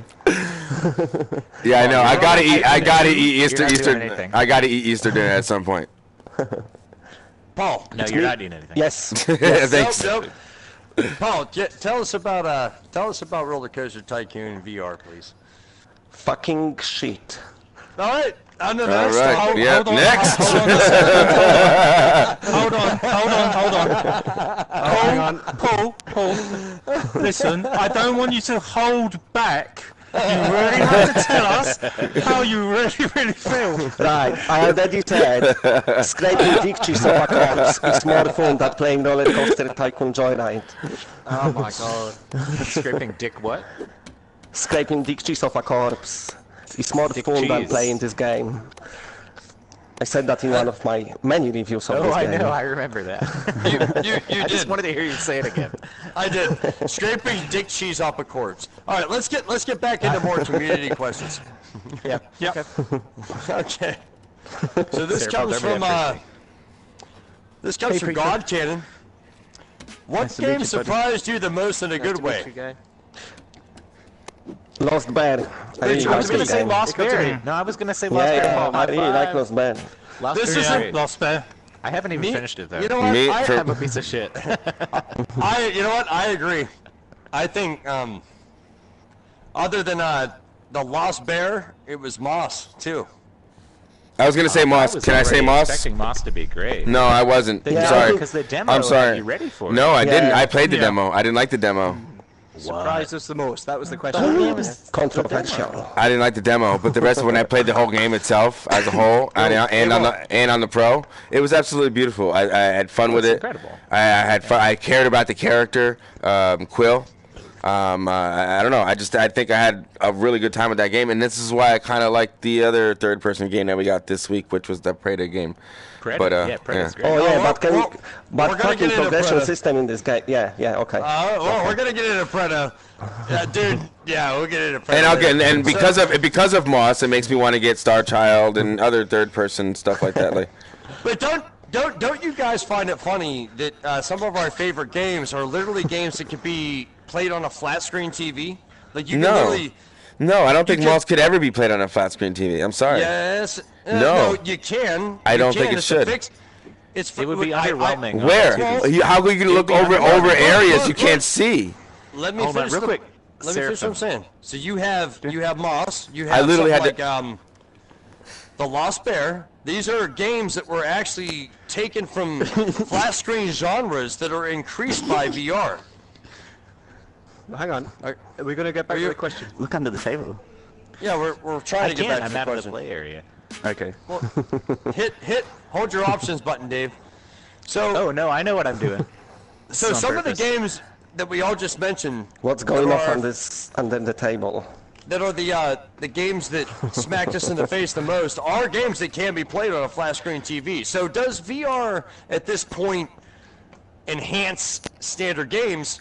I don't know. Oh, yeah, I guess. definitely. I guess right now you could insert something like a game that may have come out this week called Wipeout, which is better played. Oh yeah, no. Resident Evil, Skyrim, Wipeout, all those games that were ported all work. Give me my name all back. work really good. So I don't know. I think that some of the ports, it depends. The best. Yeah, Wipeout is amazing. It looks the best. It looks the best. What I'm trying to get you guys to go out here is, if you take some of our best games that can also be played on a flat screen, are they as good? No, I'm not saying they're as good. That's the point. But when you put them in VR, are they not better? And should we be looking at more ports and more attention given to building AAA games in VR, whether they're new ones or ones from the last gen? Preacher, we're going to the left first. I was going to say, that sounds like a separate question. But, yeah, going back to the whole surprise, though, the game that surprised me the most would be Knockout League. Because I looked at that game in the trailers and I thought, nah. And then when I read about it and it was all, what do you call it, like scripted sort of punching, I thought, nah, this is probably going to be a shit. My God, I absolutely love it.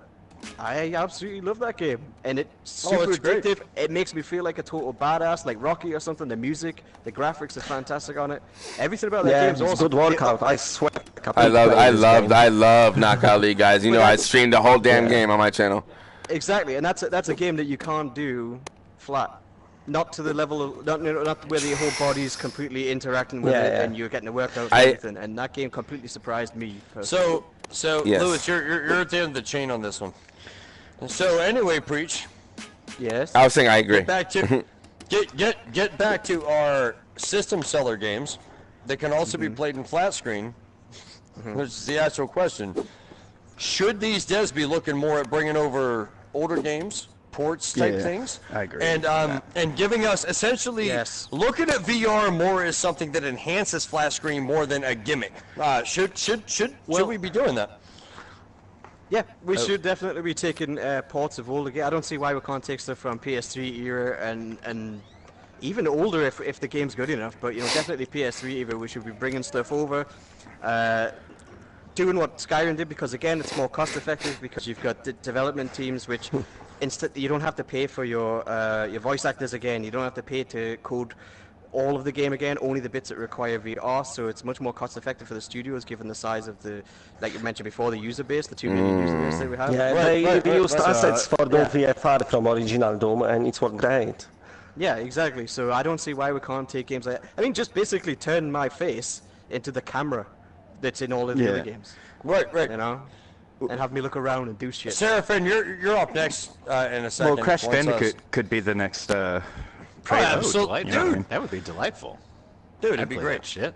All right, hey, Seraphin. Yeah. Are you there? Hey, well, yeah. Can you hear me? How do you? You stole my name again. How do you feel about that question? Do you even know what the hell we asked? About Crash Bandicoot becoming Praetor? No. VR games being remade. Holy shit. Original games from PS3 becoming VR games? Yes. Right. Yes. Essentially.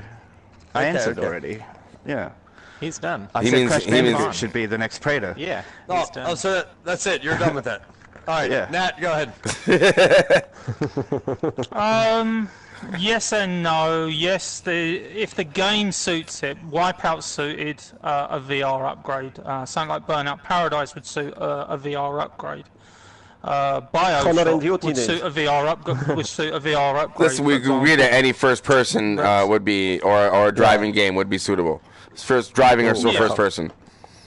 But then you look at other things. I mean, I think we got lucky with Skyrim. Strawberries. With Fallout, there's meant to have been a lot of issues with it, added to the fact, obviously, we got the entire Skyrim game because it was coded that way. Fallout 4 wasn't, and that's why I understand that wasn't given it. There's enough games that they can port some over, but if all we start getting is ports, that will turn people off very quickly, because what everybody always wants is new IPs or a refresher of a new IP. I have a counterpoint to that. I'm sorry, Paul, I don't want to jump, but I have a counterpoint to that direct thing. So the Switch completely disproves that idea. People love ports on the Switch. Yeah. I don't know if you guys have followed the Nintendo Switch's development at all, but yes, it's like, sir. it's riding on top of the world right now, and some of the biggest games are ports. They're HD remasters of shit. No, exactly. Older games. What and new one just came out too? I forget. To buy it because like they didn't get to experience it on the last generation. It's like spruced up a little bit. Right. And I think if we had more stuff like that, somebody commented on my stream just a minute ago. 2 out of the 3 top games are like ports essentially on PS4. Like Skyrim. That's the premise of this question. Should we keep doing ports because our top absolutely? Yes. I think it's a yes all around the board. Isn't that an unanimous yes? Story that like proves that it's happened like for Switch and it worked. People bought it, they didn't give a shit. They said, I want this. And so I think that would easily happen in PSVR too. No, I understand what you're saying with the Switch, but you also got to remember a lot of those games that have turned up on the Switch were games that were available on the Wii U. No one had a Wii U. I did. Which is an issue. It isn't like I've got a Wii U as well, but where did Seraphim go? It's not like it's an Xbox or a PlayStation 3 where a lot of people had those games. The problem that you have is if you keep giving ports, it gives the developers a lazy way out. There isn't going to be any developers that is going to try and push the envelope. Hey, you know what? I like the ports initially. I don't agree but with that. I want the new IPs that are built specifically for VR. Look, there's some independent developer out there somewhere that is figuring out a game that can only be done in VR, and if all we're giving these ports, that's all that when he goes to, like, let's say he goes to Sony and says, look, I haven't got the money for this, but I've got this great idea, do this, it's going to cost you this, and Sony say, yeah, we don't really care, don't get me wrong, I love Crash Bandicoot, we're going to do Crash Bandicoot 1 in VR. Why don't you make that for us? Yeah, but I've got this game.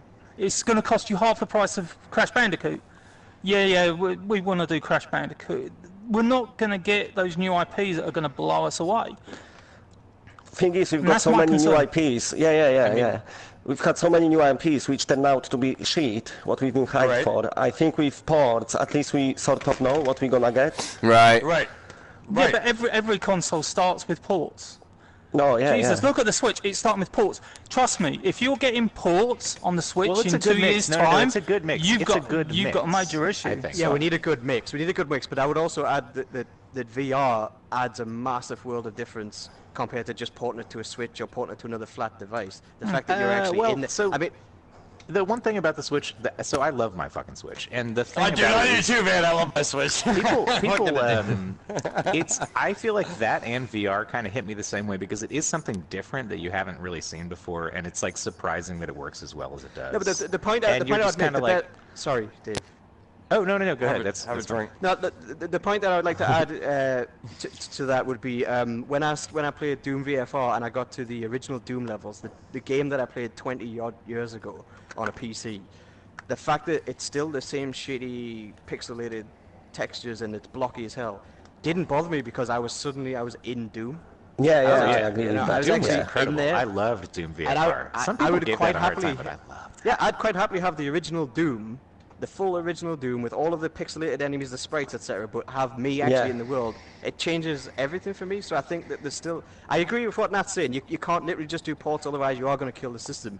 But at the same time, ports are a very good way of bolstering up everything for a cheap cost at this early stage when we don't have, the AAA titles that we need. Exactly. Yeah, I mean, exactly. say you ported like this is out of left field Turok for PSVR. Holy hell. PlayStation game. That would be better than Ark Park easily. That would. Oh, dude. What the fuck? Yeah. Well, Robinson Turok for was Nintendo better than. 64? I thought Robinson was better. I thought Robinson was better than Ark Park. No, I did course too, it was. Lewis. I Of did course too, it was. Lewis. Robinson was way better, and that was the launch Are time. we gonna? Are you missing Seraphim? Yeah. Yeah. Seraphim's probably he's- off doing something. I bet she's just He- wandering around. Actually, he's wandering around. I'll answer it. No, I was accidentally got out of the door. Another invite would be great. Gotcha, That'd be buddy. awesome. I didn't want to interrupt you guys. Oh, not at all. All right, so we're gonna Interrupt us. go off to another question. Um, I got you, buddy. This comes from Unless you got it. You got it. buddy. Preach. this comes from Justin LeBach. Thank you. Oh, did he leave? Hey guys, I gotta step away for maybe like 5 minutes. I'm gonna leave my headset running. He's gonna have a Leave the sheet. stream You're fine. running. I'll be right back. I'll be right back. Okay. Preacher, you can take this first because Lewis is trying to get Okay. Seraphim back in here. This comes from Justin LeBach. How do your significant others feel about you using the PSVR and uploading to YouTube? And how does it affect your relationship? Oh, I'm not in this one, guys. I don't have a significant other. no, neither am I. Yeah, No, it, 6, it has started. February was a tough month, as much as I can say. A lot of games in Febs. Especially with this being new. Since I'm the newest guy here, you know, I'm like 100 and some subs now.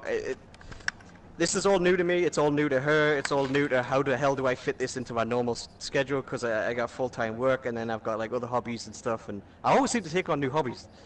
And this is another one. And February there was a ton of videos, and you were talking maybe 2 to 3 videos per game. You know, like a first impressions and then a review and a let's play. And it did eat a chunk of time, and there was a few times I did get wrong. There he is. He's sitting over there. Spending too much time on the VR and not enough with her, so it did affect things a bit. But we're okay. Everything's all right. It's just a learning curve. That's my answer for that one. All So, right. Nat. I don't have a significant other, so it doesn't affect that anyway. And besides, I have terrible time management, so that's most probably why I don't have a significant other. So, Polly Wally. I just get punching balls every now and then when I wear headset. But apart from that, we work like opposite shift, so it's not been really a problem. Oh, nice. Because when she's at work, I'm at home. Oh, so you're lucky enough that she works when you're not working, and you work. Yeah, when most she's of not the working. time, most of the time. Yeah. So it's not really been a problem. When we both at home, sometimes I just don't do the video. Sometimes she go play something on her PS4 and then I do video. It's always somehow like works out somehow. What about you, And Lewis, you said you're single? Oh, yeah. Nothing to deal with here. Just, All right, well, I just like guess family walking in every now and again, like, I'm fucking streaming. What do you want? What do you want? That's it. That's about it. There he is. Hey, buddy. I'm willing. But There he is. He's back. Oh my God, that was an effort. Seraphim, I'm just gonna have a smoke real quick. Yeah, what's up? Who said that? do you have a significant other? God? Is that you? No, hey, yeah, well. Yes, he does. Well, those private questions will be answered privately. So Seraphim, you have a significant other, correct? Private question. I'll answer it privately. No, he doesn't want to answer. He doesn't. He's passing. I think he's passing. You don't want to talk about it. What about you, I don't Ewan? want to talk about it. No, It's dude, horrible. I don't get it. have any issues with it. Being the I'm white so man, lonely, man. she's 38, I'm 36, and pretty much it is my channel's live stream, so I don't edit things. I don't spend My too much girlfriend's time. 50. I don't spend too much time offline. You know, pretty much I do a 3-minute video. That's it. And Jesus, put your bong away. But no, it's He's kidding. He's kidding. yeah, I'm just joking. smoking. I'm just joking. I'm smoking. But it doesn't smoking in affect you if you have the ability to go as a man, okay, or a woman that wants to do a YouTube channel or anything doesn't affect everybody else in the family. I mean, I know you guys. She doesn't know you guys, And for any type of relationship, when you have online friends that are pretty much like family, I mean, that affects the dynamic of a relationship. So pretty much you just got to make sure that they know that you care about them and you love them. And when the time comes, All right, Dr. Phil, let's get back to VR stuff.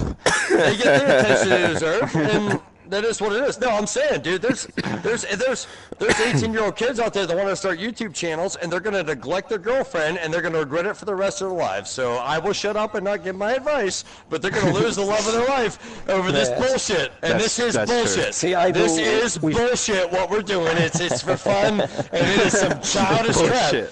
But that's fine. Children. That's fine. I'll do a video on my own channel talking to the young kids about how not to lose the love of your life over stupid video games. I'll do that. Oh, I've seen many videos of like girlfriends destroying their boyfriend's consoles, throwing it in the pool, running it over cars, whatever. It's You should horrible. have seen how mad I got at Lewis the other day. I threw his console so hard against the wall. I was like, you never spend time with me anymore. He did. He did. I get so Something you got with kids though, getting into YouTube, and it's crazy, and I'm sure Paul's had this, and I'm sure Dave Station's had this, and Seraphin, is you get them and it's like, oh well, I'm trying this, and you know I haven't got the viewers, I haven't got the subscribers, and you know, and they're already planning on making this into a career. And it's absolutely insane. Look, I make the videos I do because I want to have fun. And I've always said this, the one day that I don't have fun is the one day that I'll walk away from it. At the moment, I'm having fun. The money that I get from AdSense is nice. I mean, it helps buy a few games here and there, but it isn't anything I rely on. It's just, I've always seen that as a bonus that happens. And as for the actual videos, look, you can't control how many people are going to watch a video. And all right, we just take the piss out of Paul for his clickbaity titles and stuff. I ain't got a problem with his clickbaity titles. I find them rather amusing, actually. I take piss out of it as well. He's by far not the clickbaitiest person I've seen. no, There's worse than him. But you can put as much clickbait as you want in an article. That doesn't mean people are going to actually view it. So the only thing you can do is make the video that you want to make, put it out there. It will get the views that it gets, and if it does well, it does well. I mean, like I say, I discussed this with AWOL when we were playing Arizona Sunshine. My most popular video has got over 150,000 views. I didn't even think it was a very good video. It's just literally talking about... Oh, no, that happens all the time. That happens all the time. We talk about, me and Seraphim talk about that all the time, yeah. Like, you'll have the shittiest video, now that'll be the most popular one for some reason. And then you'll have a video that you worked hard on, you edited, you put music in, you did all this good stuff, and it got like, 200 views. 50 views. Yeah, 50 views. Video that I did. That was just like me having a bit of fun. Because I remembered the Downfall videos, and I was like, well, I'm not going to... I actually initially tried to do it with Downfall, and it was like, no, the Downfall's like 3 minutes long. It's too long for that. And then I remembered about the Spanish guys laughing. And I was like, okay, well, that's about, I think, a 2-minute video. It's actually 1.5 minutes. And I was like, you know what? I can cut that down to about a minute, dub certain bits over it, and I think I can make that work. And I think a few people will get a chuckle out of it, and it's done really well. But yeah, I just kind of did it for me because it actually made me laugh. And then, obviously I've had you guys turn up and say, actually, this is hilarious. Please, please do more of them. So, but yeah, like I say, I just did it because it's like, well, this makes me laugh, so maybe it'll make other people laugh. 7 degrees? Is that you? No. It is, Seraphim. Dude! I'm sorry. I thought you were someone else. Hey, buddy. Nah, it's me, Seraphim. You look good. You look good. I'm confused, but I'm okay. Hey, keep your eyes this height, not down. Stop looking at my... She does look good. 7 degrees, is that you? That was hilarious, guys. Kids, if any kid wants to get into YouTube, get into it because you want to have a bit of fun, you want to have a bit of loss. It can be hard to do it, and like I say, with the videos, as you say, that me and Paul, Dave, concentrate on more edited type videos. That takes up a lot more time to do. So you got to make sure that you're doing it because that's the video you want to do. Put it out. If it gets 100,000 views, it gets 100,000 views. If it gets 12 views, it gets 12 views. If you're happy with the video, you're successful. It's whatever. I do. This is for what? Are we getting into that now? The question about the YouTube channels and blah blah blah. You know, and that's where we'll go with this. So that's what we're gonna do now. So why don't we all do it? Seraphim's got a question. We might as well just watch Seraphim's got his hand raised. Cool. He's so polite. He is. When I was a kid, my parents were really against gaming, and they were like, "Don't touch games. You're not allowed to get. If you're gonna get a game, you're not gonna get a car. You're gonna get a job. You gotta work hard, man. You gotta work hard." Wait, did they never play like cards or anything? Like they didn't ever let me have fun. Like, so I'm like, but did they ever play games fun now. that weren't video games? My dad was an asshole. Like he was a real prick. Yeah. He was like all work and death only, and my mum was like. Crazy. I didn't, but I did my best. Thanks. I think I turned out okay. I'm a little messed up, but I gotta say I'm the happiest I've ever been, probably right now because of VR. You know what I mean? Like, it gives me the chance to relive those childhood dreams that I never got to have, which is fantastic. That's awesome. Yeah, that's fantastic. Really cool. And that's why YouTube's good for me because I feel like I can share my experiences. Because I feel like when I experience them myself, it's going nowhere, like in a black hole. You know what I mean? Yeah. And then there's no point. It's true. Yeah, very true. It's strange. Oh, it's great stuff, Seraphim. That's how it started. Yeah. Dave. I don't do Dave, it. I don't do YouTube for. You made him walk out of the party. You've walked out. I don't do it for money. The YouTube. I don't want Dad. any money, but I just booked honeymoon and bought wedding rings. So I got donations on, so feel free. But no, it's not for money. Well, congratulations to your engagement there. Yeah, Oh, yeah, it's awesome. Yeah, honeymoon booked. Congratulations. I'm skint now. Yeah, congrats, Paul. Yeah, that's awesome. High five, I got things done. Paul just didn't answer the significant other impact question though, and He you're did. getting married. Oh, that's right. Wait, the impact. So I wasn't here for this, but the funny thing is, while I was away, my girlfriend was wearing my headset, just looking at you guys, not saying anything. No shit. I was gone Did for she that. saw whole my? time. Did she? I got an invite from like a random person. I got an invite from like a random person. But So what I'm was not the really question sure. about? Was it impact on your? And your relationship in real life, Whatever. pretty much, yes, That was- with that VR was the last and YouTube question, channels and and Dave- YouTube channels. Well, I feel like. Hold up, Honestly, Dave. she And likes on, she likes this on shit. top of that, hey, You like it, Dave, right? Yeah, she's into it. Dave, She thinks it's on cool. top of that though, we're on another question, which is why you do your channel. Actually, like why you do it. So answer both in one go. Oh yeah, well I just did the one about this significant other because she's sitting on the couch. She said she's Cool, into cool, it. yeah. She likes it. It's not. I mean, she also lives about an hour away. We're not like we don't live together. Oh, so it doesn't okay, really okay. doesn't like infringe on like us spending time together. And she likes VR stuff too. I've put her in Rush of Blood. There's like a stream of her doing Rush of Blood. Yes, I Oh, remember. hey, Brian from Without Parole just commented he does it for drug money. Brian, I thought you got clean, man. I thought you turned your shit around. Is there a litter box episode about how you're relapsing?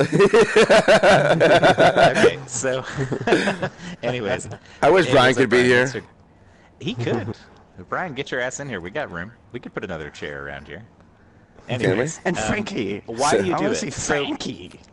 when I realized I had the PSVR, Seraphim, we decided we weren't going to do that on the stream. Yeah. What clap? Does anybody else see this glass that's just stuck inside the lamp? Paul, I was trying to show you earlier. Look at this thing. You see this it glass look like that's I was just stuck masturbating? inside It the lamp? is, yeah, you're right. It's just amazing. hanging out. Oh, Oh, Ah, I've I got like it this. better when it was in there. I've got cards, I'll put and it back in this here. thing stuck to my hands. oh yeah, you can just stick it right in there. Hold Yeah. on. Hold on. Hey, Dad. What are we not She doing said- on the stream? Best round table ever, guys. So the reason why you do it, I realized pretty early on that you could just hit a button and be broadcasting on YouTube, and then I realized that even though I was just drunkenly talking about pixel gear, people were like watching it and like commenting, and I was like, oh, this is kind of fun. This is Yeah, cool. yeah. And so as I started doing it, I realized that there wasn't really anybody covering a lot of these smaller games. And like, you look at IGN, you look at fucking, I mean, I don't anymore, but like even websites I look at for gaming coverage, they don't talk about fucking PSVR unless Yes, it's you're Moss or it's Right. Resident Evil 7 or something yeah. huge. Like Right. a couple Huge, places mentioned huge. Wipeout. Oh, A couple Wipeout. places mentioned Wipeout. Surf get back And there here, was one Sheriff. really good one that was like, hey, stop what you're doing and play Wipeout on like Kotaku, which is like pretty big. But I felt like, nobody was covering this stuff, and if I could and people would watch me, then fuck it, we might as well. Nice answer, yeah. man. All right, I just broke everyone's neck in like 5 seconds. If this was a real fight. Get out of here. So. That took you longer than that. Polish Paul. Yes. Yes, I'm here. Wait, skipping me? Nice to meet you, Polish Paul. I love your channel, by the way. It's so good. Have you guys never talked funny. before? Love it. Love it. No, we're gonna get there. I'm just kidding. Go ahead, Paul. I want to hear Paul talk. I can listen to Paul talk all. I can listen to Paul talk all day. Why I'm doing YouTube? Yeah, me too. Yes. Do it. Yeah, I'm doing. Do YouTube. I'm doing YouTube. This is being recorded, Paul. I don't know. I just started. I bought. What did I bought? I bought something really shitty, and I done video about it. And then I just was. People watched it, so I was thinking like, fuck it, I do some more, and that's how I started. Yeah. That's how it goes. Nice. Didn't you say the first video you saw of someone on PSVR doing YouTube was me playing Perfect? Yeah, that's one of my most popular PSVR videos, video. and I'm just shitting all over that fucking game. I always worry if an End Dreams game comes out, I'm like, should I even bother asking them for a code? It's like, oh, that's the guy who has the top-rated Perfect video about how it's terrible. That's a problem with being honest sometimes. No, Dave was talking about that. Obviously, I did the video on Don't Knock Twice, and that's the first time I actually had developers contact me, and it was just like, well, thanks for calling us scumbags, and we're really sorry that we made a game that you were so angry about. Wait, they said that to you? That's hilarious. They got, like, I made a video, and it was like 1 o'clock in the morning, and I'd had a shit day at work, and I went and played Don't Knock Twice, and obviously, as a lot of you guys know, it's shit. Or it was shit when it initially launched. It was horrible. And I was so mad. And initially I tried to go to sleep. I was like, fuck it, I'm going to go to bed. And I was like lying there for 10 minutes and I was just tossing. And I was like, fuck this. This fucking game is really pissed me the fuck off. And that's why I made the video that I did. Just, you motherfucker, you scumbags, and shit like this. And I didn't think anything more of it. I think it was Do Not Buy Don't Knock Twice, It's Broken. I think that was the title of it. And I think I remember that, yes. And then I literally started getting messages through, and then I started getting messages from the developer, Wales Interactive, and it was just like, well, we're sorry, we're trying to fix the game. And it was like, okay, you've only seen the first minute of that video. Wait until you pass the minute section. And then literally, I think it was about 2 minutes later, I got another message from them, and it was like, yeah, okay, they've watched the rest of the video now, and it's like, well, sorry, you called us scumbags and stuff like that. So, and then, obviously, I've got issues with Supermassive Games, when I obviously streamed The Impatient a few days early, and they literally... Oh, did they give you a hard time for that? They copyright striked me on YouTube, which is why I can't stream on YouTube. Yeah, that's why he's streaming on Twitch, Wait, dude. you still can't stream on... That's terrible. That's until the end of April. No, that happened to me too, man. They didn't want anybody to know how terrible it No, was. that happened, yeah. Well, I told you that on, when we played Wipeout the other day with the whole... Yeah, it happened to me too with Farpoint. That was fun as shit, too, by the way. Yes, it was. That was awesome. We were watching you, me and Lewis, and that day you got in trouble, and it already happened to Lewis one time, so we knew what could happen. So I was freaking out, and I was like, "Oh my god, dude, are you allowed to stream?" You're like, "Oh, I don't care, it's okay," sort of thing. I'm like, "No, you're gonna get in trouble." Well, so you haven't gotten a review code or anything, though, right? But the thing is, I streamed Star Trek Bridge Crew, and that went out 4 days. That actually went out earlier than bloody Impatient did. Here's the deal. That was a good game. That was our PC game. A good game. But I actually gave Impatient a glowing review. Yeah, but they released a lot of footage. They had a lot of footage of Star Trek before the game came out. Impatient had no footage. That's true. It was really funny because when I actually put my review up, I was actually... I think, and I've said this to AO, I made a mistake with the Impatient, and I think the reason I made the mistake is I was so excited about having it early that I think I kind of let a lot of the shit that is annoying about that game slide. Because at the end, there is still a fairly good game in there. It's just that it's somewhere in there. I couldn't fucking find. Is it an Easter egg? Because I couldn't fucking find it. Well, there was one scare. It should have been. There's a lot. They could have made a better story, and they could have made more scares, definitely. Too right. So I kind of gave it a score. It's like, okay, well, there's replayability because you've got different endings. Not that I actually knew there's. I think there's 3 endings in the goddamn game. And then when they hit me, and the bit was, if they'd just turned around and said, look we're going to leave it as a copyright strike, sorry, I'd have been fine. What got me angry about it was they turned around and said, yeah, we're going to leave it as a copyright strike. But if you want to upload the videos again, please do so. We won't copyright strike those. And it's like, hold on a second. You've copyright striked me first time. So that should be a copyright strike across the board. But when I've put them out is irrelevant. So you turning around to me and saying, hey, we can, put them out again. Please do. No, I'm not going to do that. Why would I do that? They asked because your review was only good one. If you were under embargo or something, like that's one thing. If you broke an embargo, they got me. But did you have a review? I didn't know. No, he got it from the store, well, Amazon so or something. There is no concept of an embargo if you buy it in a store. No, it's I not made that on point you to them. Yeah, it's not on you to No, but honor that's what their happened to me, embargo because Dave. They didn't give you a code. I didn't know. It's just fucked up. I know. It's just fucked up. It's totally fucked up. We will Totally as my early days in the channel, I streamed Robinson Right. early, and I got away with it. Right. And like, if I hadn't been able to, and I got. But cut as a from casual streaming, as a where the fuck casual would I be YouTuber, now, like right, exactly. As a casual YouTuber, like someone who just like, oh, I'm gonna start streaming today, and I just got a new game, wouldn't really know about stuff like embargoes and shit like that. Yeah, they would just get shit. Oh man, now I can't do it for 90 days after this. What the hell? Who fuck YouTube? Which is exactly why my channel, what I can get on the fucking PSN store is when I stream it. I don't break any embargoes. Nobody can say shit. I don't use codes. I don't get games early. I fucking buy them when I can buy them, and I say what I have to say. You should ask people for codes and get games early because, like, you can. Like, you have subscribers and shit. Dave, have you seen my station?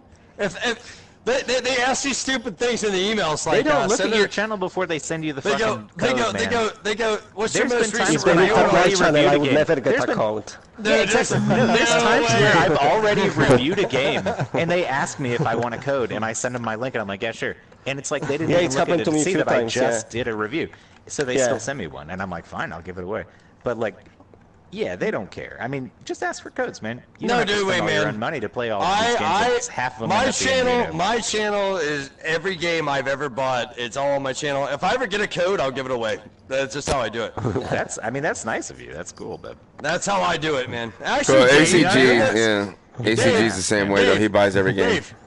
Dave, you're the first station I ever watched. Dave, give me that. Put it down. Yeah. Dave's the first station I ever watched. And back. Dave keeps stealing my name. But no. Sarah I was looking at that. Back then, Dave. Back then, man. Back in 2016, early 2017, you didn't get codes. You were. No, I bought buying them. Yeah, definitely. Well, so I was talking to Brian from Without Parole, and at the beginning, he actually like reposted my videos on his channel because he had some more subscribers, and he was like, "Hey, man, I like your shit. I'd like to like, I don't do Let's Plays, but I like your Let's Plays. So can that be a feature on my channel?" I was like, "Yeah, sure, you can repost them if you want." But he mentioned to me that he was getting codes from developers and stuff, and sometimes they would just like reach out to him, and I was like, "Fuck, I'll." No, yeah, that's happened. I don't want to pay for shit. Yeah, you told me that about how to get a code. Dave Station told me how to get codes. Yeah. Yeah. And most of the time, if you find the right email address on their website, it's not hard. Most what I usually developers do. will get It's back true. to you. No, Like, yeah. It's only Spend a like lot of time hunting people down. Supermassive won't get you. Fucking Sony won't get you if it's like a big like. Title, AAA big one. title, yeah. Otherwise, most Yeah. games that are coming out, people just But like, want but to small, test yeah, it. the small, Yeah. like the small indie developers. Nobody's I literally, covering this shit. the small and like Cold Iron. I literally hit them up on Facebook. I just Facebook messages and they were like, yeah, here on Facebook. They were literally like, oh, thanks for so much for hitting us up. Here's a code. They exactly, stopped talking to me after I did review of Cold Iron. They never spoke to me after. Never, no, Cold Did that you was not it. No, I had that situation as well, but I did buy their game, so Yeah, I just didn't I've like had loads it. of developers. And I've had developers of Flippy's Tesla contacting me and saying that they don't agree with my review and maybe I'm gonna change my opinion about it. But in the end, in my They review, send somebody to your house. I They send a guy to recommended knock the on your door. game. That's the best part. I recommended the game in the end of the review, No. so they want me to change it to not recommend My it. You know? my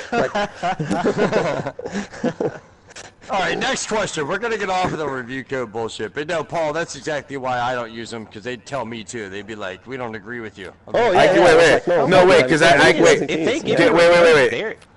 They don't.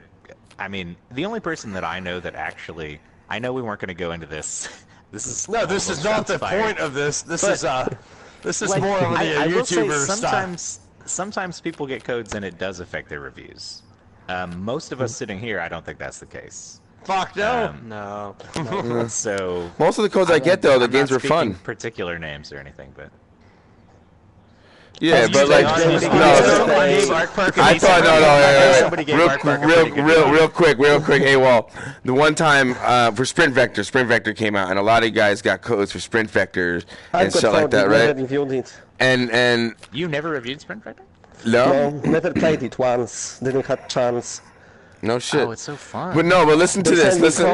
No, oh, that's another thing. That's another thing, right? So listen to it. No, listen. So I emailed them, and and I think at the same time, Seraphim, I gave him the email. So I was like, Seraphim, I found the email for Sprint Vector, and he emailed them around the same time, right?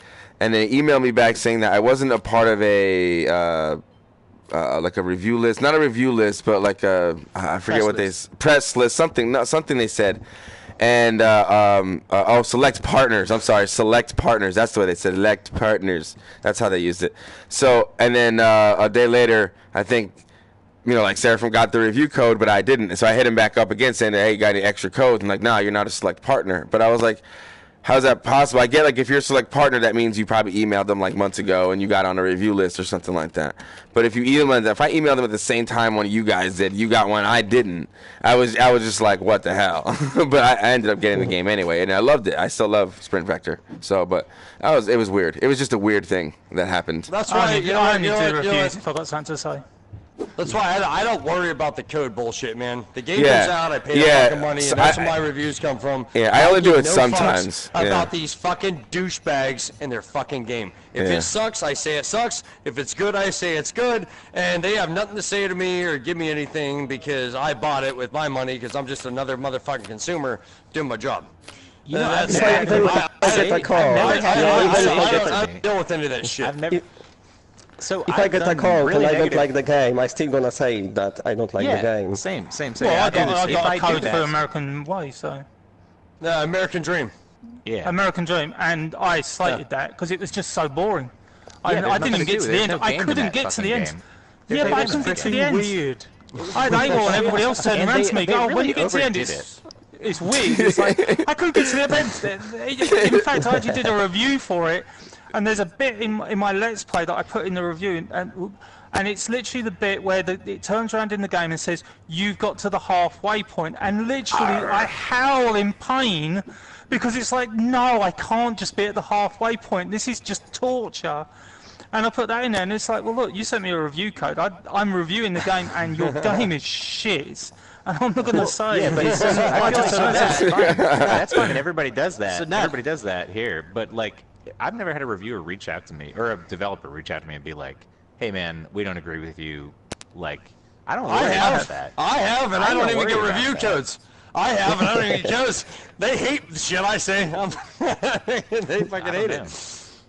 They do. I won't name the company, but I had one company that turned around and said, we're going to give you a review code. We'd like you to say this in your review.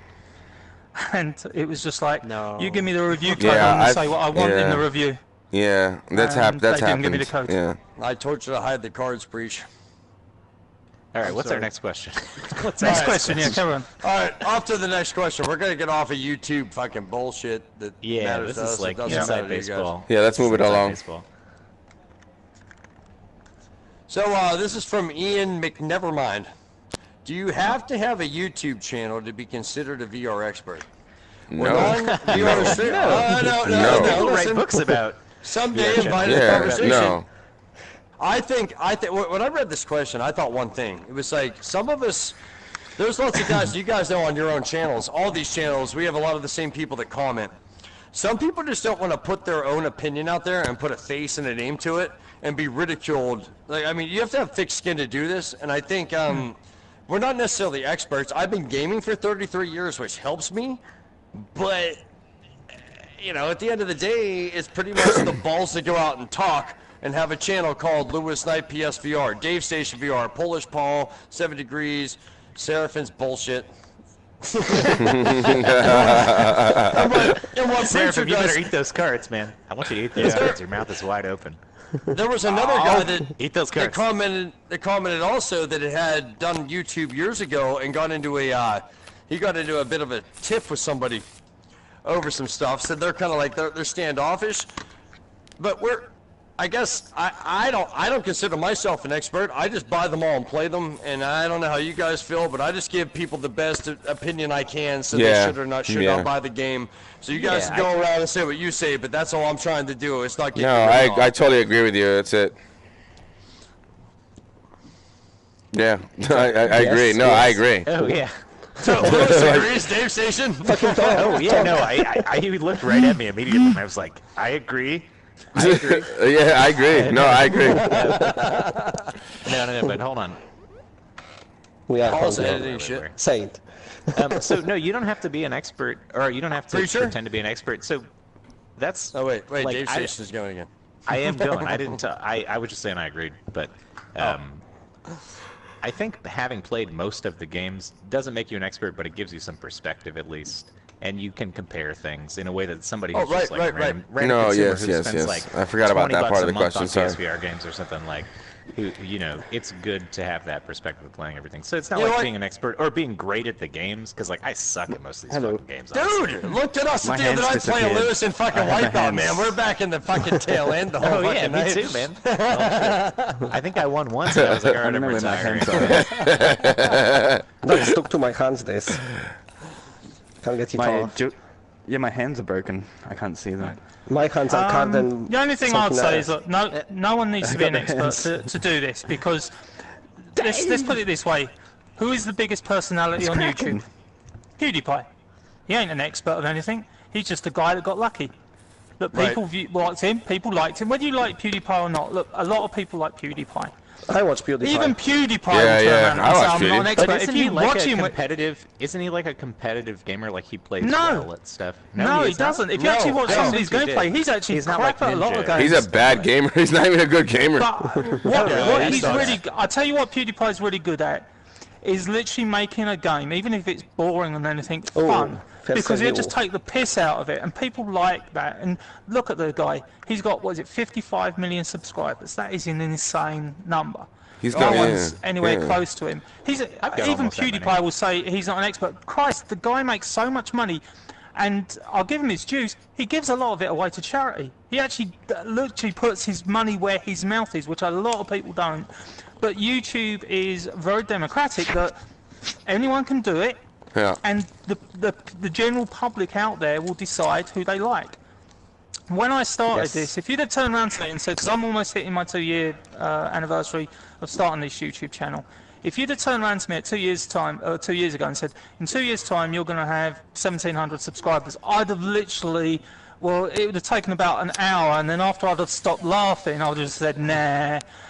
But I've got 1,700 subscribers. Nice it's so many more than I ever anticipated. You're pushing 1,800 there, dude. Am I? Okay. Look,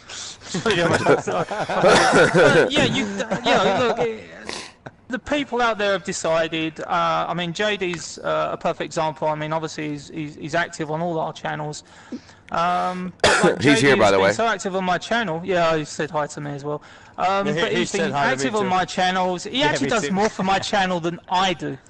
You know, I put a little bit of stuff on Twitter, and you know, he's like tweeting it and he's same thing. He puts it on Reddit. Man. He Reddit it, so all that stuff. I mean, it's an insane. Yeah, he's awesome, and I'm so appreciative. Which is why one of the reasons why whenever I get a comment, I will do as much as I possibly can to answer each individual comment, even if it's the ones that not me. Like I had some girl on what was it? What was the video? Arc Park, when I said I wasn't going to buy it because it was £45, which was my initial complaint about it. Her comment to me was, if you can't afford to pay, don't play. And I was like, okay, fair enough, I can actually afford to pay for the game, but I just don't want to. Yeah, I just didn't want to pay for it. So I just turned around and I kind of said, well, you know, I can afford to pay for the game, don't like it. If you're happy paying, because the PC version is $31.99 on Steam, so it's £13 more. Seriously? So it's about it's $15 more that That's we pay on PlayStation it's so VR. much It's got better more. on It's got PC. more content It's so as much well. better Yeah, it's on more PC. content. It's got more You can content. change So color anyway, and everything. Yeah. I It ended looks beautiful on PC. I ended the conversation with her saying, if you're happy paying £13 more for the same game with less content, with shittier visuals, you're an idiot, and there's no hope for you. And I left it at that. And then she replied to me I about called somebody an idiot on my channel too. Like, if you want to buy it, you're an then idiot. she replied to me 2 days. She replied to me 2 days later to that, saying, "Oh, you're a class act. You say this is always a discussion and conversation, but obviously it isn't that. Calling someone an idiot is very classy. I'm going to unsubscribe." And after again about an hour of laughing at that, I then replied to her, "Oh no, please don't go. I'm really, really sorry. I will do anything." And then I just put in brackets, "By the way, that's satire, bye," and put the quotes, and obviously I haven't heard back from her, but it's just like, look, Off you go. I've always said this is a discussion and conversation on my channel. You can put whatever you want, you can disagree with me. In fact, and I've said this to people, one of the reasons I was looking forward to this is the people that have got different opinions to myself. Because I do think it's important that you listen to what other people have got to say. You can always agree to disagree at the end of the day. This isn't I don't think that's important at all. life and death at the end of the day. But, my opinion matters the most. Fuck you. I never got to say why I started my YouTube channel, but whatever. We'll get to it. It's all right. Yeah, you're good. Go ahead. I'm fine. We I'm got just Priest kidding. to go too. I don't even care. I'm just kidding. Opinions are like onions. You just gotta pull them off. Nat, did you finish yet? Yeah, I'm done, yeah. Done. My arms are It's gone. been great. I gotta run. See y'all. All right, Strange Games. Okay, thanks very much. See you later, Catch you stranger. later. We got an How open. many hours have we been doing this? Tell us on your way out. It's 7 o'clock. See, It's Strange 7 Games? o'clock on the East Coast, homie. It's been 2 I've hours. just had somebody come up saying AWOL's opinion matters most. Was that Strange Games right there? I mean, he served our country. Oh yeah. So So, you yeah. didn't get to say hello to him. I've infected your subscribers with my opinion. I like that shit. No, So as as far far as as far as being an sorry, I was just Well, gonna say, as far as being an let's talk expert goes, I mean, I personally don't think you need to be, but I think having some kind of knowledge or experience helps. I mean, Right. the way that I try to approach my channel is I try to be a bit more info dump, as it were, about stuff, and a bit more critical, because I don't know how. I mean, I know these two guys are aware, but my day job is I'm an environment artist for Ubisoft. So I'm currently working on Division 2 at the moment, and that's where a lot of my, I've been doing it for 10 Can you years. still and leave that's your where games if you work for gaming company? So, I missed that. Sorry, yeah. Paul. But that gives me a good advantage in terms of like knowledge of how games are made and where they could be made better, textures, things like that. So that's where my knowledge comes from, and I think that helps my channel and my shtick, as it were, which is like info dump. But I don't think you need to be an expert at all to actually be an entertaining channel, because that's probably where I might suffer a bit, is I can be maybe a bit too analytical about things as opposed to entertaining about stuff. So yeah, that's Well, like, everybody's the looking PewDiePie for something stuff. else, honestly. Right. Some people want just the information. Honestly, Yep. they want to know Yeah. this thing. Yep. What is the info? I don't want to deal with the personality of some people's personality is great on people. They just want the fucking info.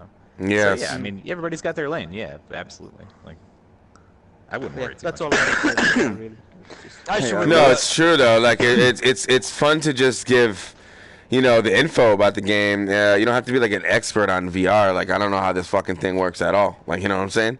Like I'm not gonna go. I'm not gonna bust it open and see how this thing ticks. I can give a shit less. You know All how I to care. switch it on. Yeah, all I care is that all I care is that it works when I switch it on. That's it.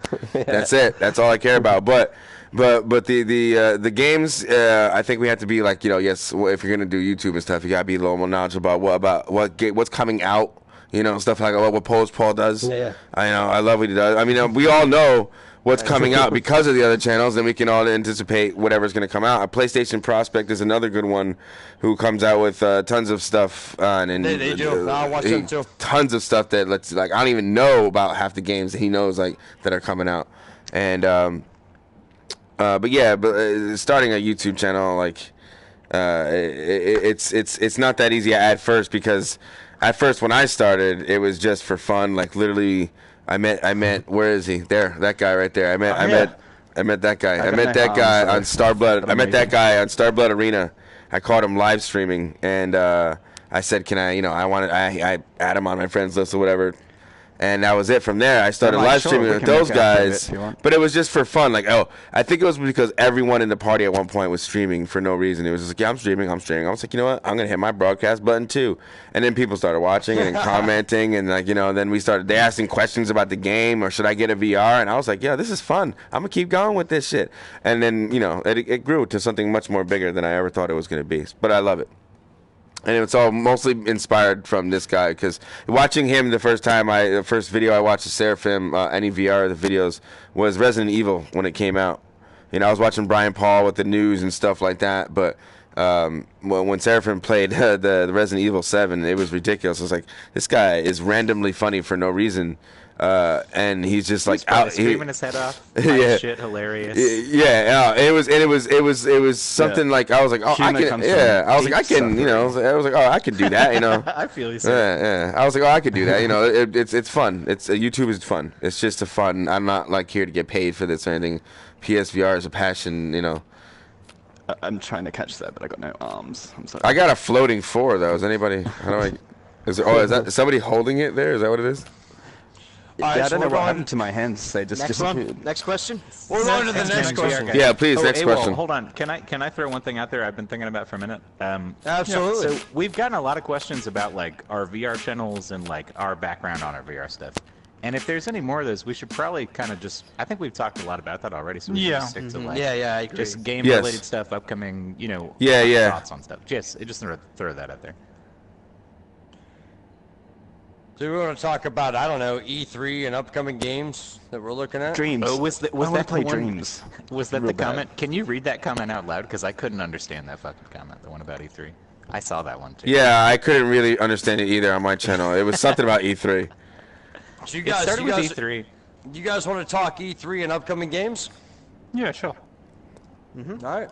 Works for me. Do we I know don't give a when is fuck E3? about the topic. I buy everything when it hits my console, so you guys can have the floor on this shit. For me, I'm just hoping that they announce something big again, something that we can all be really hyped for, and even if it's coming out at the end of the year, and we just can't wait to sink our teeth into it. That's it. If they show us, I don't know, maybe more Seeking Dawn, and it's really good. I don't know, something. You mean more super massive bullshit that we all buy and hate? Yeah, that's exactly what the fuck I'm waiting for, Sarah. Yeah, we want some more VR bullshit hype. That's what we want from E3. Some shit that's. Yeah. Oh, I got some for you. No Man's Sky next update might have VR. Yeah, that would be exciting. Rumoring. I just want a big game. To be announced. That's a pretty big game. I do too. I do too. That game is technically. I do too. I quit. I'm 36 years old, and I quit paying attention to E3 when I was 23. No, I think last year at last year at E3, 7 Degrees, Seraphim, a bunch of us actually got into a whole party chat and watched the whole E3 together on Twitch, at the same time. And I think a lot of us got reactions at the same time of Skyrim VR being announced. So we all heard all of each other's reactions. We were so happy. And we were it was ridiculous. It was one of the best chats I've ever been a part of. It was really fun. But yeah, that's why I hope this year we can do that again, and also they'll announce something big. Who knows? Well, if Capcom don't come on stage and announce Resident Evil 8, I'll be shocked. It's got to be. I knew you were gonna. What about this? And what about Elder? And what about Elder Scrolls 6? Because there's all these talk about Elder Scrolls 6 now. No, something different. That'll come out when the next Game of Thrones book comes out. There's a game they're working on. space exploration game, Starbound or something like that. And that's what a lot of people have commented on my channel, saying that this Starbound? I don't know. You'd need to check remake my of channel. No, it's literally a star exploration game. Yeah, Starbound's already out. It's been out for 10 years. No, this It's is. a I TV don't know. You need to platformer. check it. It's called Starbound. Star something. I can't remember what it was. Oh, okay. It might be close to it, similar to it or something. For me, I'd 505 be seeing Games? if I'm Or hoping that we can get Chucklefish some might more be good doing that, gameplay of probably. Firewall 0 Hour. That's what I'm looking for. Actual on-floor gameplay of Oh. Firewall 0 Hour. Right, So I love right. Rainbow Six Siege, so I just want something like that. That's what I'm looking for. Dude, sir, yeah, that's a great one. I agree. I just Dude, I want hope more that's fucking true. ports of good They games, bring man. out Starbound Someone in said VR. Star That'd be Citizen. insane. Star Citizen? Is Oh, that it? holy moly! Matt, is Yeah, that it? that is Star awesome. Citizen? That'll never come out. And what No, about it's not what? Star Citizen. Okay, That's why I'm just trying to find it now. and No, what you about? carry on chatting? And what about this No Starfield. Man's No Man's Starfield. Sky? I got people. No Man's Sky suggesting next summer, so it's this summer coming. It's called Next, and it possibly has VR compatibility. Apparently, is what people are getting. Have from you it. seen the So- logo at the bottom of their advert for it? Polish Paul, Oh, why are you yeah, the commenting white on my stream instead of screen talking in the Where chat? it says "We are," but if you actually look at the way it's actually a thing, it right. sounds like it's It VR. has to be, right? Yeah, exactly. I think think it it is. has to be. It'd be amazing. It'd be alright. That would Elite be Dangerous great. would be good in VR. In PSVR, Elite Dangerous, Star Citizen would be way too good to be true. Elite That'll have to be Dangerous a developers PS5 have come out and said it's not release. going to happen. Really? Yeah, I heard that. Yeah, but I mean, they also said when I asked them on the live stream, they said that they haven't discussed it yet, which whatever that means. So you're probably right. I don't know. Well, they just Hopefully said not. if they couldn't get it to work right on the PlayStation VR, they wouldn't bring it. Let's be honest, it's been out long enough. They should have been able to get it working. right now. Absolutely. Yeah, that's true. I reckon. Yeah, because they said something about doing the occult rift overnight, getting it working. But they had to work on it more. Paul keeps commenting on my fucking stream. Paul, get it? What are you doing? He says, "Do you like VR games?" Strange Games Studio might be making a cowboy That's funny, VR Paul. game. Horse riding and stuff like that. Do you love VR Girlfriend's games? unhappy. After D-Day gets released, I think. Oh, So I you missed guess- it, Alright, what's our Seraphim. next- Wait. Are we ready for the next Seraphim, question? Seraphim missed it. The developer told us that D-Day is being released July 24th. 24th, yeah. That's what he said. Oh, That's what they're no shooting for. shit. Shit you amazing. not. I shit you not. That's a little closer than And I he said thought. 32-person battles, maybe 16 people at least. Damn, he's amazing, that guy. Like, Yeah. yeah, that's awesome. Very excited. Yeah. Very excited. Is that it Next- for E3? is Nobody that else it? got anything else? No. Yeah, no, let's go to the next one. I think we're ready for the next one. Yeah, I think we're trying to Alright, wrap it so, up. Is what it seems. Yeah, we can if we need to. No, I mean like go through the rest of the questions. Oh, we got tons of questions, man. I Oh, know. we were supposed to pick just a few. Starfield. The game's called Starfield Yeah, by I was saying Bethesda. somebody commented Starfield? on my stream too. I got a Star Starfield. Citizen I on knew it was mine. Star something, so. Alrighty, well, what do we got? All right, so how about issues with our devs? And now this isn't just VR. This is flat screen Paul, too. stop But fucking trolling. releasing unfinished games, and I'm talking unfinished games to a point that they're broken. Oh, this is my topic, baby. And this is straight from Lewis Knight. This is my and topic. Actually, so to quote him, no, I'm not going to quote him. I'm going to say how I would quote him. Quit giving a shit that make us buy it and feel like a bunch of cocksucking asshole douchebags for Who buying would your buy shit. anything? So, Who would that's a buy direct anything? quote. Who would buy anything? It's he's So, paraphrasing. go He's ahead. definitely paraphrasing. I am. I'm interjecting my own animosity towards this. So, Lewis, you can take it from the top. No, well, we got How do you feel about this? with Ark. You had Ark Park that wasn't finished. $50. Bravo team. We already know about that with the article at from Eurogamo. Eurogamer, sorry. $40. $40. $40 game. Now and last year we had Arizona Sunshine, which was $40. very incomplete. before it was yeah, released. That was such a hype train too. And it was a super hype train. Oh my Oh, god. thank you, Dave, for chiming in. See, these games need to be like what the like how Eurogamer said. These bosses don't need to like rush these developers or even split the teams to make more than one game at the same fucking time. You guys are funny with this streaming shit. I bet you he's still. Somebody named Polish Station VR the Game Cat. Oh yeah. Get the fuck out of here. Okay, that's hilarious. I was like, who? I have so many trolls right now. All right. That's so funny. No, so yeah, no, that's it. It's the fact that like they it's what everybody's saying. The developers need to stop like pushing the teams to rush things out. and then we as VR consumers, right? We don't have many games. There's not like we're waiting for the next game, big game. There's a lot of games. I mean, there's a lot of games. But obviously, compared to like a 2D library, we're still waiting on upcoming releases. Upcoming releases are slow, right? So but if you look at want to point out that they were ported games, like I don't assume he means from PC. Right, I don't know. right. That's what he said. But like, when you look at when PSVR first started, there wasn't that much at all. Obviously, and that goes for every system. When PS4 came out, I had The Last of Us. I think that was it. That was nothing. Yeah. Okay, so that happens. Yep. That does happen, and then games start coming out. But like, when you rush a game, and then with VR, it's such a new thing. We love VR so much. We want to just get in there and see what everything looks like in VR. And then you go into a game you spent $50 on. That's unfinished, flat graphics, bad. Are we talking Arc Park? We're talking about we're talking Arc Park.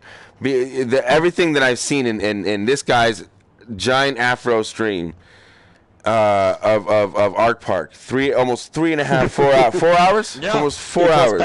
It was painful. 4 hours. Oh, sorry, my tracking gone now. Yeah, it's been around 4 hours. I think I'm playing it. Absolutely ridiculous. For 4 hours, I watched almost nothing happen on his stream. Oh, no, yeah. No. Nothing. But if you watch the trailer, it looks like something you're going to buy. For $50. The trailer looks like okay, there's a new game coming out right now called Jurassic World. Has anybody seen Jurassic World yet? Evolution. Evolution. I'm sorry, Jurassic Evolution. Okay. That game is what Arc Park should have been.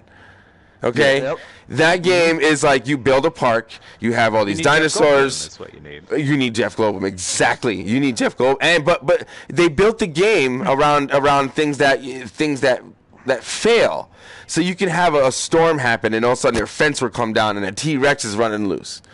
That will never fucking happen in Arc Park. I don't care how much they update it. No.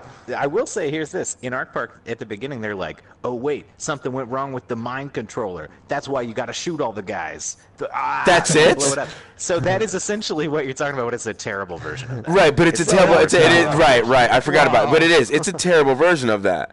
It's just, I don't know. And I saw when people watch the dinosaurs coming at you, I just can't. That game, I refuse to buy that game. I don't care how much they update that shit. And if they update that shit and they make it more money, oh my god. I'm giving up. Whoever that developer is, I'm giving up on them all together. Forget about. Here's the deal. Ark Survival Evolved was created by a totally different fucking developer. Yes, which I heard is a good. They had this idea originally to create a VR version of it, and they typed that up like years ago. And then they just stopped talking about it, and they got Snail Games, who's a Chinese mobile developer. Oh my god! To make Arc Park, and that's why Paul, you mentioned this, Brian mentioned this. The loop of the gameplay is like a mobile game, like waiting 4 hours to let a thing hatch. That's like a fucking mobile game. And I almost said dinosaur twice. You expect to pay $1 to speed it up. Right. Because it takes so that's some British shit right there. Who was it that said that Arc Park snail pace? Oh, what are they called? Snail people? Games. Snail people. So who said that? It was made by snail people. Snail people. Yeah, didn't they buy the... Snail people, man. I can't use my hands right now, but didn't they say that they bought some of the company, like some of the shares off of Arc Park, apparently? No, because Arc Park was getting...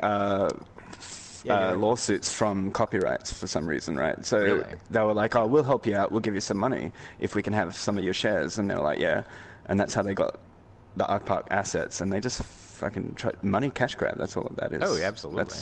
It's a cash grab. And I It's knew a that huge buying cash it, grab. too. But that makes us I look had hope bad. anyway. But that makes PSVR look Yeah. bad. But we're gonna get that monkey one soon that you like. The monkey one, remember? Yeah, the Planet of the Apes. That's on Tuesday. It's a day Oh, away. yes, I got $3 Everyone's That machine. should saying make they're us not look excited good, and 'cause it's going that's to be free, right? terrible. No, it's not free. It Oh, costs money, God. right? Oh no, I thought it The was trophy cheap. list made it seem like there was actual gameplay. I In- swear to in God. what, in Did you Planet of see Apes? The trophy list? In Planet of Yeah. Apes. Yes, it looks good. Yeah, it looks like The there's trailer. actual gameplay. I'm excited for I'm it. excited for it too. I pre-ordered that Yeah. shit. I Yeah, only the thing saw is like with, few bits in trailer. You We pre-ordered get it? You excited for got to give the impatient. developers. It's a actually $10 the credit pre-order. with It's gonna go out to $15 after the pre-order. I bet you anything. It's Yeah, only but 10 at least bucks they've to come pre-order. out front and Yeah. said this is going to be about a 2-hour Do that game. shit, Lewis. Oh yeah. Yeah. People know what they're getting. It's like 2-hour games. You've got these little mechanics in it. They've actually Yeah. been up front and said it. Whether it sucks or not, they've given us as much information as they possibly can without releasing a demo. And obviously, we've heard from the dev that actually it does seem like demos are hard to do on Sony. Sony aren't making right. it easy. Right. Right. So, maybe pressure needs to be put on Sony of if a developer wants to Damn put out right. a demo, please don't charge them. Make it free or make it a doddle for them to do. Because how many of us have went out and brought Moss or the Persistence or Star Child because of the demo that was put on that disc? Yep. I was only going to buy Moss. Persistence. was Persistence great. is the Like, greatest that demo. Yeah, great demo. Moss was the You can only replay that game shit out for of those hours. three that before I played Resident them on the Evil demo, I Midnight was Hour. The Resident Evil Midnight Hour demo is probably one of the best VR demos. Again, like I said before, I did say I this thought it was called earlier. Opening hour, right? Well, that's one of the best. No, Midnight Hour That's is the one of last best one. VR games that we have, man. Like I would have bought Resident Evil 7 without playing the damn demo. Oh, true that. True that. Hey, Dave It's like- Station. But Can it you was see my cool that hands they right now? gave it. It's cool that they gave that to Yeah. us, though. Like, No, you know, that demo was great. I think We spent what a we're lot trying of to time say- in that Go ahead, demo. Jason. Go I ahead, think what I'm Nat. trying I'm to say sorry. though is. No. Go on. No, that's sorry. crazy. No, wait. Nat, were you done? Seraphim? No, moving? well, I mean, it's a bit of a Future? Can you see me frustration waving? because I know, like, Lewis likes Sprint I can't Vector. see. But what kind of annoyed me with Sprint Vector isn't the price. It's $13.99. It's like, oh, well, the game doesn't suit me. Where I'm kind of annoyed with Sprint Vector and Servios is on PC, they gave a beta out about 2 weeks prior to the game launching. Yes. We didn't get that on PlayStation VR. Now, I got to admit, I kind of got caught up in the hype. I watched Dave Station and Brian's stream Oh, of it. yeah, all that early access and shit. They loved it, and I that's loved great. it, And it's yeah. like, I mean, you've always got to be a little thing until you actually get hands on. You personally don't know. Like I've said about games I love, and then Yeah. people have got hold of them and said, no, it's What's a up, shit Mr. game. It's Boring? like, well, I don't know what it is, but Mr. everything Boring. was like, I think I'm gonna like it, but then I played it, and it's like I Boring. knew within 10 minutes some of the things. Smack But, him. Shut him up. But yeah, as I say, it's just frustrating that betas and demos are not made available for PlayStation VR, which can inform our purchases. Can you get a demo that plays well and then the game is part of the shit? Yeah, it's possible. But at least if you, I think a Sprint Vector demo. Sorry to cut in. It would be really hard because the game requires you to even play it at all to go through 3 tutorials. yeah, but it was a and, like, beta. Oh, the beta. the demo they is a should have beta. given us. Yeah. Okay, Yeah. gotcha. Because I knew after about 10 minutes, I don't want to put. It's like I said, and I've said this about the game. I'm not saying it's a bad game. It's just a game that's not for me because I don't have. Once I've finished Hi, Mr. work, Boring. the How you last thing doing, I want to do buddy? is come home and then literally just work my ass off to play a game. It's just like, no, I'm not in the into same that. boat, Nat. I bought that game for full price. I can see why it's a good game, but it's not for me either. And I tried to explain that in my videos I did on it. I know that Lewis loves it, and I would like to love it, but I'm just too fucking tired when I get home to play it. That's it. At the end of the day, Yeah, it's a I'd great actually- game. It's beautiful. It works great, but it's not for It me. is, but I think it's too much constant movement. I'd rather play Knockout League than Sprint Vector. Oh, me too. That's why I've got so far in Knockout League. I've got nowhere in Sprint Factor. Yeah, but like at least in Knockout League, you get those like couple of seconds where you take a break before a next punch comes or something. But in Sprint Vector, it's Right, just right. fucking nonstop. Non-stop. Yeah. Yep. but I love Sprint Vector. It's still a very lovable game. It's very tiring. I feel you. That game is one of the best VR games probably ever created right now, and I have no problem admitting that. I personally don't like it though, and I would have not bought it had I known that. This is right. on all you guys. Go back to the original topic, though.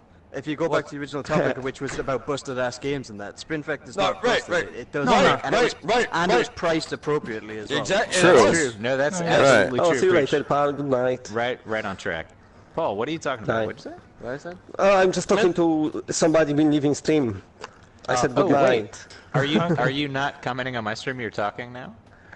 Oh no, I stopped commenting now. Welcome back, Paul. I like having you in the flesh. I think as long as the games are priced appropriately. Yeah, I think we might have gotten a little sidetracked. What was it? So? Do we all hit that question, or do you guys want to hop to the next one? Or Yeah, next. Broken games, I think we can agree. I don't think want broken games. Yeah, I think that it helps the community as well when the game isn't busted. Like, I mean, look at Wipeout. It had every option. It worked perfectly. It was lagless online. It's done a great job. And it just makes it so good for the whole community, and everybody jumps on board. You know, whereas if you do it the other way around and you have a shit game, then it just fucking screws everyone over. And makes PSVR look bad. Do you guys feel like, sorry, I know I said we should get back to the questions, but anybody else feel like they're getting a sixth sense at this point for like which games are actually just going to be terrible? Oh, dude, I do it. Yeah, I try not to, but like you almost know. Yeah. All right, that's just a quick one. All right, so what do we got up here? That is almost like You can use 6-axis in VR cards. Thanks, Paul. Thanks. Are you trying to sell somebody on VR cards? No. Did you saw my review of it? Yeah, that's one I've never played. I'll be the Joker. Shit. Seraphim, you still have no hands. Yeah, I might come back. Is that alright, Lewis, if you re-invite me, if I duck back out and jump back in? So I can get my hands back, so I can get handy. My tracking is proper gone to shit now. Everything wobbles. I thought we already had our technical issues. Yeah, we do. All that. You guys made like the biggest mess around here, man. Like we don't have the budget to clean this room up now. Like you guys totally. I'll do it. I'll take care of it. You guys are cool. I'll just clean up when you guys leave. What's the next one here, Will? Okay, so this comes from the Cast Out of the Glue Bagger.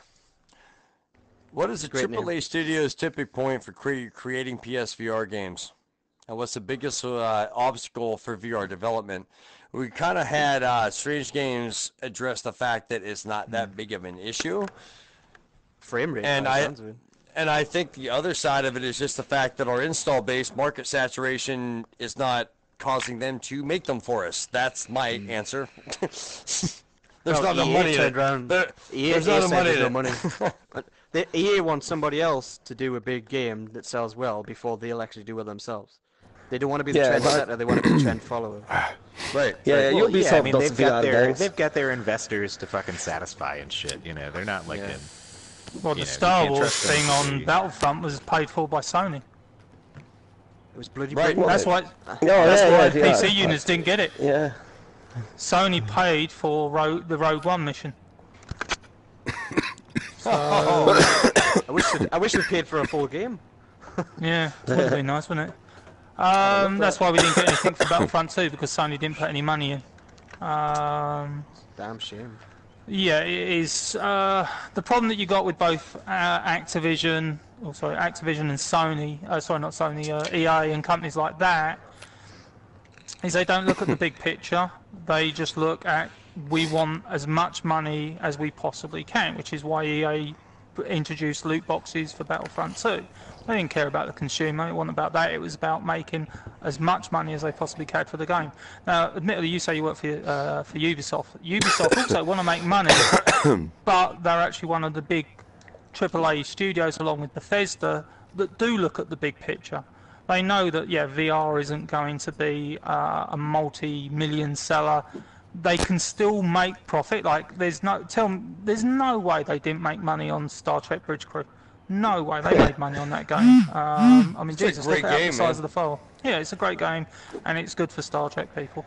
But they're also looking at, okay, we can get the developers in now that will understand VR, understand understand the space of VR, that when it does start to take off, and at a much bigger scale, Unless they hire super to be honest, Ubisoft have got a heads up on it. Bethesda have got a heads up. EA and Activision would be playing catch up. Ubisoft The problem they got with EA releasing new and catch up game. is they've got the IPs.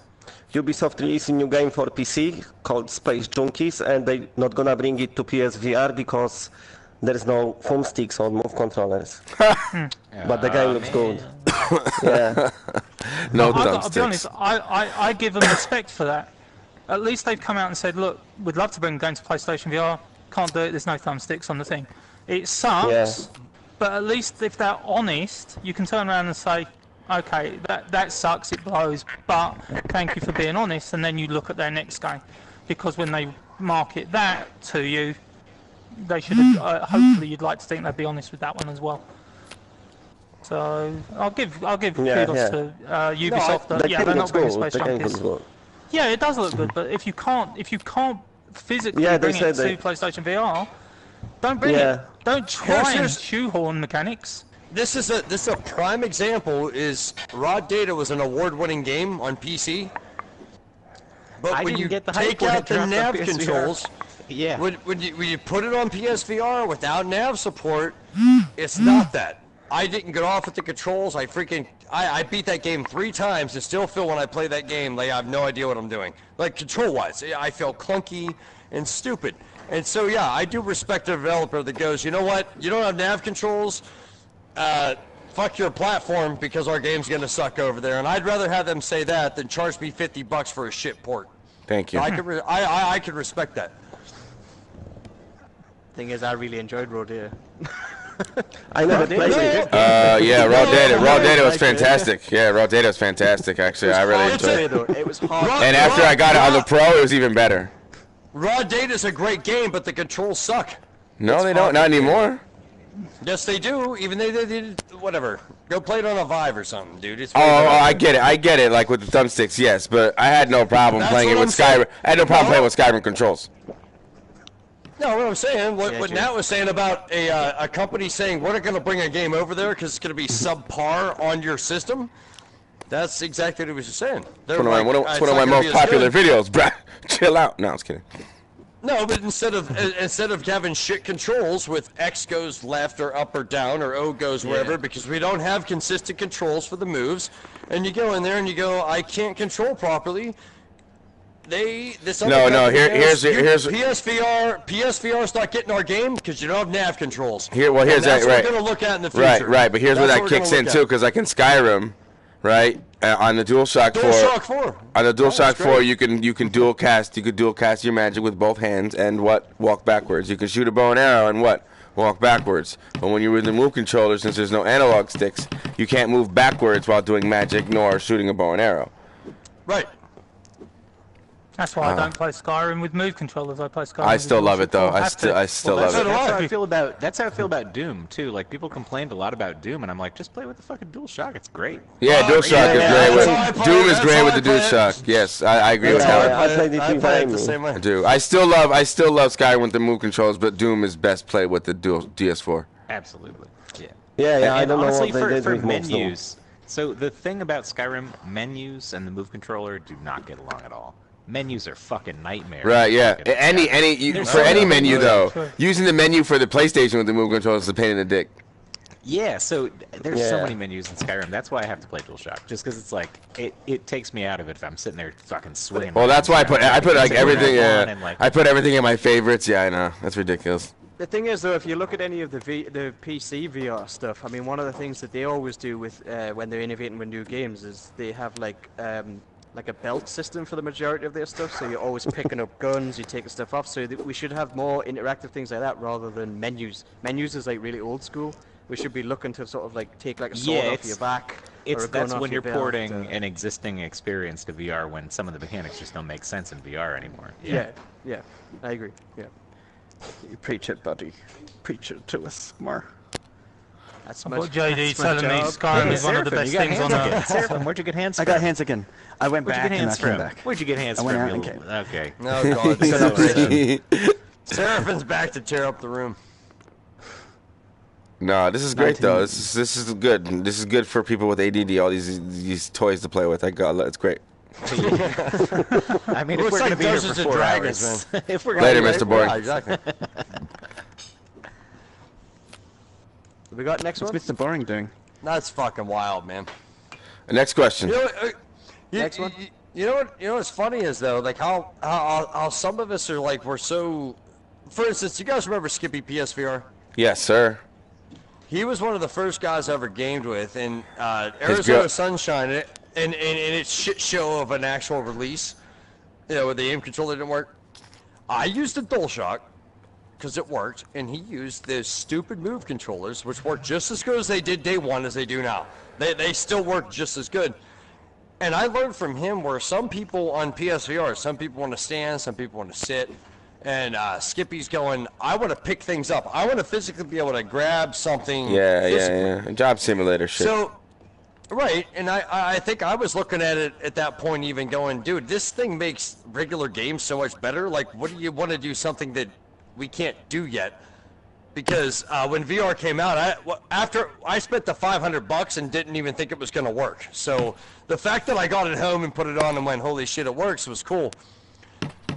So how do devs going on in the future give us all a way to play? And we saw that in a game like Arizona. Let's use the aim, the moves, or the DualShock, and also take comfort settings into question. Like, how do you appease? Comfort settings. How do you appease? I know I hate them. I want to shut them off. I wish they didn't exist. And there are games that force us to use them. But I mean, around the whole encompassing thing, would you release a game to have every single person at this roundtable go, this is a good game?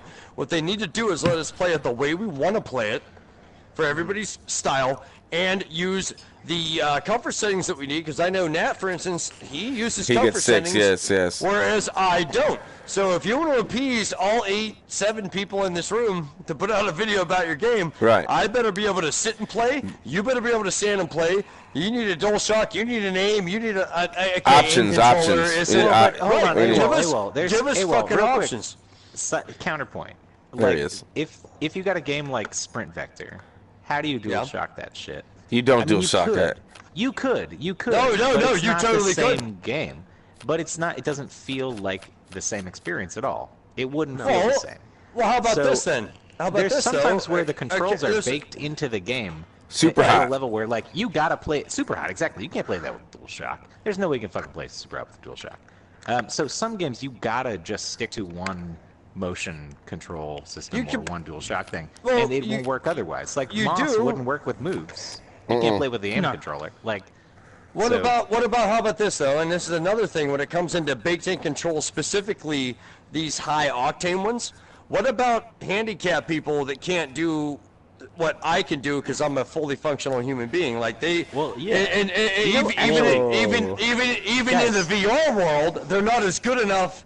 Just like in the real world, and that pisses me off about games like Sprint Vector. You guys know about the handy-capable gamer? Yeah, where did he go? Where did he go? Is he still doing shit? No, he hasn't done a video in a long time. It'd be good to have him as part of the roundtable. No, I used to love his reviews from his perspective. Are you fucking with me, Seraphim? Yeah. He's not dead. Okay, he's not dead. Okay. No, he's not. Actually, nobody knows if he's Nobody knows. No, but even still, no. I used to watch. I used to like watching his reviews too, from like to see what his views were from his perspectives. Yeah. Exactly. So it'd be good to have him around. Yeah. I actually did have that question on my channel when I was doing Sprint Vector, and I did a video specifically for the guy about can you play this game seated because he was in a wheelchair.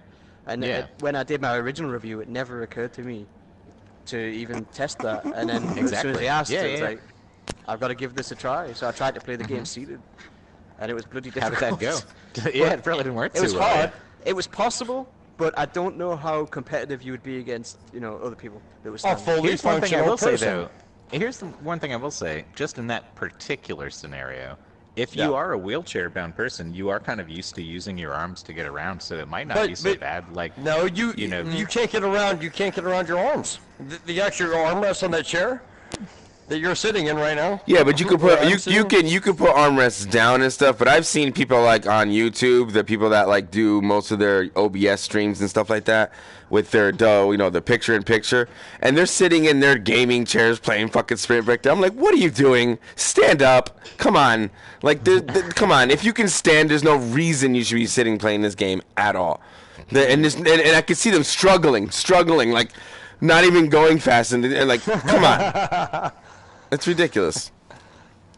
I don't know, man. I think that VR should be a place where you come into a world where your physical limitations shouldn't be limited in the VR world, and that's why I personally don't like physical games, just because I'm too damn lazy to play them personally, and also because I'm sometimes tired after work to play. You don't always want to do it. Like, I can't. And put the time also into because. Spectre. And because I don't want people that in the real world I don't know if any of you right now are sitting in a wheelchair, but they can come into this world and kick my ass at far point PvP because they can lean back and fuck my ass up. And I think that's with the medical aspect, with everything else they're doing psychologically with VR, I think it's something very important that we don't ostracize or kick out the people with physical limitations in VR. Well, that's where Wipeout. But that's where Wipeout comes in. Oh yes, it does. That's Absolutely. where Wipeout comes. Wipeout is Sprint Vector with DualShock.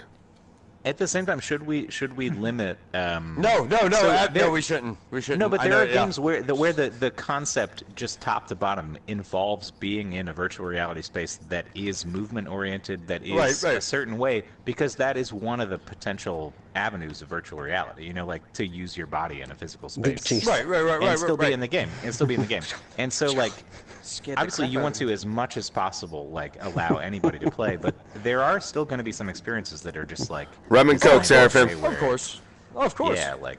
No, I mean, I'm not saying like and I I think said. we shouldn't cut those off and say that's not worth having on the the system. No, dude, those are great having. I just hate having people be a part of the community. Where in the real world, people look at them funny, they look at them like they're not good enough, and then they come in here, and we come out with a game that's physical, and the actual game says, yeah, dude, you're still not good enough even in here, and that, I think... I understand that. That's what bugs me. That's what bugs me. So I choose not to play them myself, but whatever. Absolutely. That's a fair point. It is what it is. Next. Right. Any more questions? It's over 2 hours long. We have 8 more questions. Yeah, because we're going out. We're going on almost 3 hours, and I'm working in morning. Yeah, I told you guys this was going to be a 4-hour stream. I knew it. No, yeah, it's going on almost 3 hours. I do have to almost wrap it up, but I don't want to like leave until everything's done. Talked about 8 more questions then. Oh no. Is that still coming? Just 8 more questions. So we all agree that Wipeout is like the greatest game that come out this year so far. Then. Yeah, it's awesome. It saved March. It saved March. So then. Yeah, definitely. So then I'll ask, since we're gonna move on to the future PSVR just a smidge. What's your most anticipated VR game for that we know about that's coming out this year? That's it. Just one fucking game. That's it. Mine's the Persistence. Period. Persistence. It had a demo. It's great. Yep. Persistence is mine as well.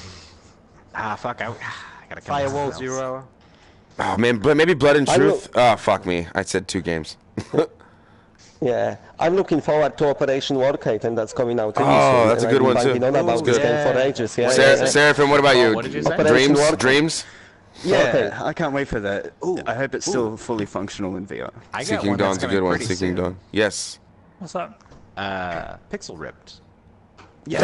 Yes. God, that game looks fantastic. Yeah, it reminds me. There's this thing on Google Daydream called virtual reality. If any of sweet. you guys have Google Yeah. Daydream, it's fucking awesome. I wish they would port that.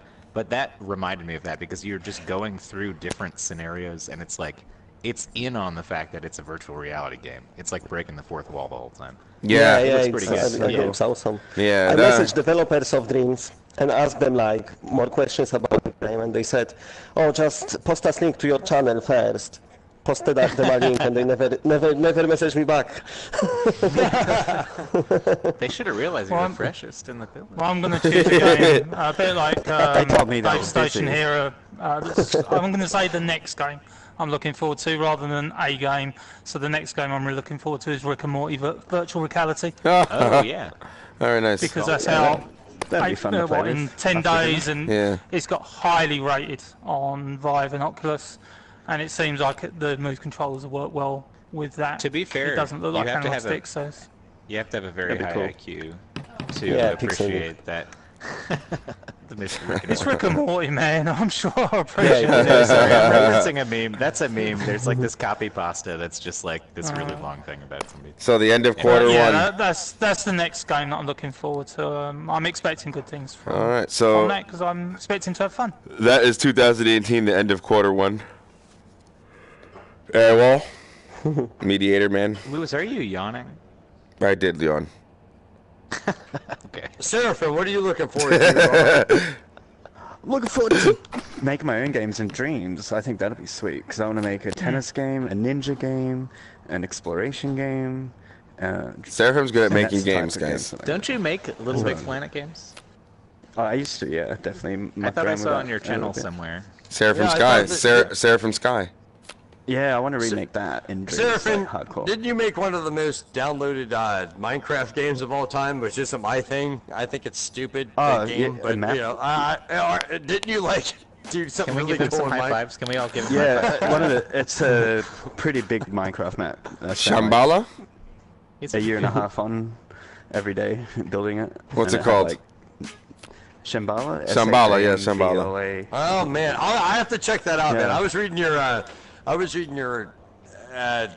description, and you're like, I made one of the most popular Minecraft freaking. I'm like, what? Really? That's to surprise me, actually. Well, Seraphim's been a I got YouTuber. videos. Seraphim's been a YouTuber. Seraphim's been a YouTuber for over 5 years. I think he's got a.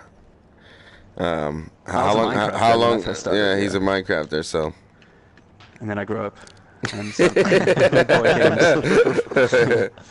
And like, you know, adult games, all types of games, VR games, and yeah, so that's what I do. But yeah, Minecraft was great for me because I could like build massive maps, and I'd come back weeks later and I'd still be there, and I was surprised by that, and I was like, shit, that. Did you block's like still Discovery?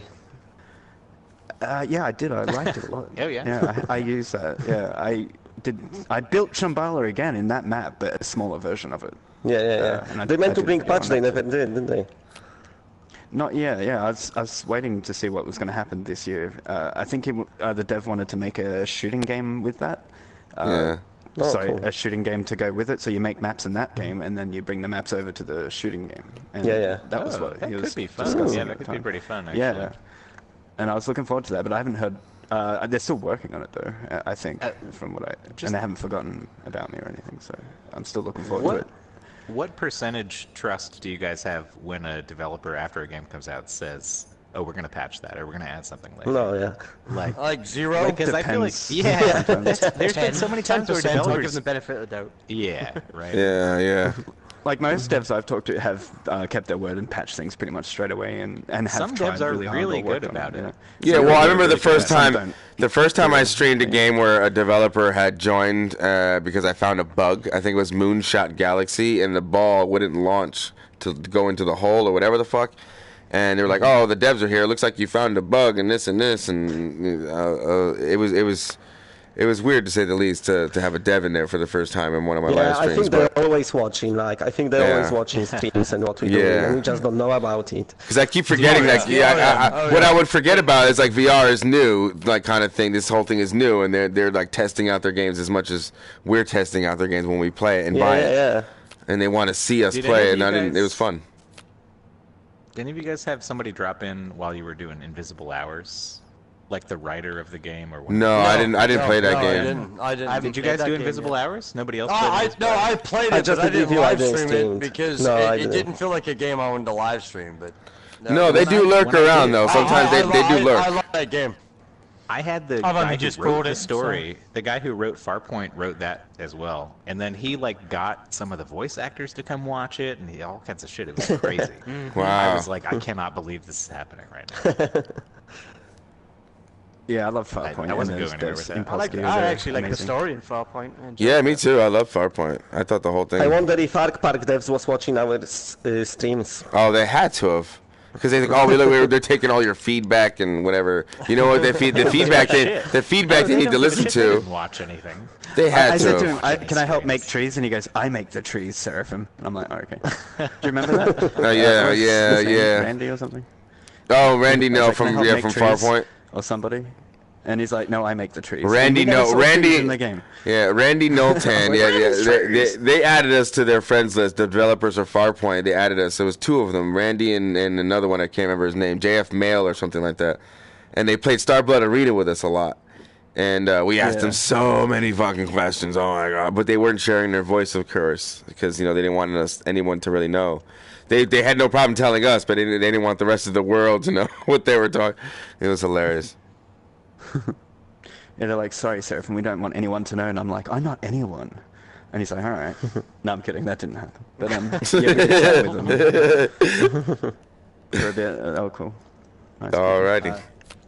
All right, guys. So Well. we're gonna do one more question, and then we'll wrap this up. All right, guys. Cool. So when it comes to hype, if a game doesn't have hype, or we hear about, I guess we'll say impatient versus something like that we didn't even know was coming out, like it just pops up in the store. When we go to review it or go over the game, how does that affect you as a YouTuber that tries to cover this content for their audience? And how does it affect you? Like if a game just guess pops so. up out of nowhere and I gotta. No, like, yeah, well, what I'm saying, both ways. So, like, just say that it's something that you didn't hear shit about, versus like a game for like $10, versus a game like, I don't know, Art Park that we've heard about for months. Well, here's one. And then Here's it's one. supposed to be great. And it's like, how does Archangel. the hype- Mind me. Archangel How was does one the of hype- those. yeah. Archangel was one of those games that had no hype on it, and it was. exactly, man. It had no hype on it, and they. Yep. Here's what they gave us for Archangel, a screenshot. That's what they gave us. They gave us a fucking screenshot, and you know what it was? It ended up being one of the best games I ever played on PSVR. Oh, dude, And I agree. It's a total mixed bag. You can like have awesome trailers and a shitty game, or a screenshot and a really good game, but you never know what PSVR. I think right now is what we're gonna I think get. a lot of games that coming out, we hyping up as well. We don't have hype, all of us talking about, them games, and we hyping them up. And if you go to Reddit and that, people getting excited about the games nobody really knows much about. And then when they come out and, are shit, and people saying all that hype, but it's us who hype them up. Yeah. Yes. We hype them up sometimes. In some cases, I think some of our channels do some like some of us don't do news. Like I don't really do news that much. No, neither. I don't do news. Right, like I don't do news. So- Brian, like Paul does so- news 7. Yeah, I think you and Brian maybe. Not to like point a finger back at you, but like I mean like if you get hyped about something, people get hyped about it. So that is something you gotta keep in mind. Like you are building the hype yourself. I mean, for me, when I come to reviewing a game, I try to be completely objective about the whole thing, but the hype obviously plays into it, and I think you do have to say, like, people are going to be expecting something because of the hype and because of the trailers, and you have to tell them whether or not it's delivering on those expectations or not. On launch day. Yeah, on launch day, exactly. And and if it's not delivering, you have to warn them, because like you keep saying there, well, some kid out there that, $40, $40, $50 for like a month, So you've got to let them know, and the hype does play into how you review that. Mm-hmm. Oh yeah, it does. Well, that's why first impressions and stuff is fun too, because people go in right away. Like you're doing your first impressions, and it's either is this guy having fun or is he not having fun, and that's it. And you see Paul doing his first impressions of Art Park for 4 hours. For 4 hours, and it's like, yep, I don't want to buy that game. I'm good. Yeah, exactly. But then I fucking bought it anyways because I was like, I want to tell more people about how terrible. Yeah, no. I just did a video saying, go watch everyone else I saw that suffered through this. I am not buying this shit. I did the same thing. I did a video saying "fuck Art Park." Yeah, and I did it while standing. I did it while standing inside of Robinson the Journey. Oh, nice. My greatest fear was that I would buy it and end up liking it a lot. And being like, oh, I want this to shit all over it. just like everybody else to spread the word, but then I realized I love Ark Park. It was like haunting me, and I'm like, what if that happens when I buy it? Fuck. The same thing with Bravo Team, yeah? And Bravo Team, too? I'm never going to buy Bravo Team unless it's like $10. That's the same thing with 50. With the same thing with Ark Park, because if Ark Park came out at like a $30 price, I would have bought it, reviewed it, where first impressions, that shit, whatever the fuck. Dude, I would have bought it too. $50 is what fucking cut me from buying it. Thank you. I do love dinosaurs, and I don't give a shit. Do you still play Ark Park? Like, really? Who, me? No. Yeah. Do you set up? No. You're still playing it? I've never seen anyone play Ark Park, but I was super excited to get it, and I was disappointed. We should get on the multiplayer. Yeah, we should try see how it looks like. I tried multiplayer one time. There was nobody there. I couldn't find anybody. No. Well, Brian has the game. Well, Brian has the game too, so you should do a live stream with Brian. Yeah. You have to buy friends. It's DLC. You have to buy the Friends DLC. Yeah, that's great. Obviously, I do with my channel. A lot of it is news. Now I try and be objective, but admittedly, if I see a cool-looking trailer, cool-looking gameplay, I'll say, oh, okay, I'm interested in that. But I have no problem when I'm actually playing the game if the game is awful to actually say. But I also like, occasionally taking a chance on something crazy. So I think you do this as well, Dave. Buy stuff from the Hong Kong store. I'm sure I've seen Hong Kong. Oh, I love that! I love before. that shit. It's so fun. So, like, you don't know what you're getting. Ranch Planet was insane. You guys tried Ranch Planet? I saw you play it. I did see you play it. I think. Couldn't even figure out how to play it for 8 minutes. Like, my stream is terrible just because I didn't even know it yet. Sorry. But like, I bought a game earlier this week called Dark Legion, which will be coming obviously to the rest of the world, and it's actually got really good controls. The gunplay is really good.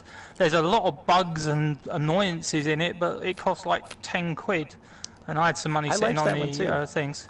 Yeah, I thought it was okay. I actually really like the move control on it for smooth movement. I think it works really well. Yeah, they did something. It was kind of like almost like a budget Farpoint with move controllers is how it felt. And that's a good thing to have. I like that. So hopefully they'll patch the thing where I got stuck and I couldn't progress in the stage or whatever. But then you've got something like I remember buying this ages ago last year, City Avenger on the Hong Kong store, and it's an awful game. But boy, is it so much fun because it's so awful. Shit. It's so fun. I was laughing my arse off. I don't think you're meant to laugh. I think they tried to make a serious game. I mean, but it's you just think so they bad, made this guy ragdoll and fly like that when you shoot him? Literally the first time he did it, I was like, no, I think you did it. Yeah, I was like, okay, that's got to be a bug. And then literally it did it every time, and it's just like, oh, this is just so funny. So yeah, even some pretty mediocre games can actually have a modicum of enjoyment and fun into them. I have fun playing Bike Rider VR. Do we've got any questions about back PSVR camera? Oh my God! Backtracking. Backtracking. I did see that. There was one. Yeah. You mean for like full room scale, almost? Yeah. Or at least behind your back scale tracking, so you can turn around in VR. One at the back. Yeah.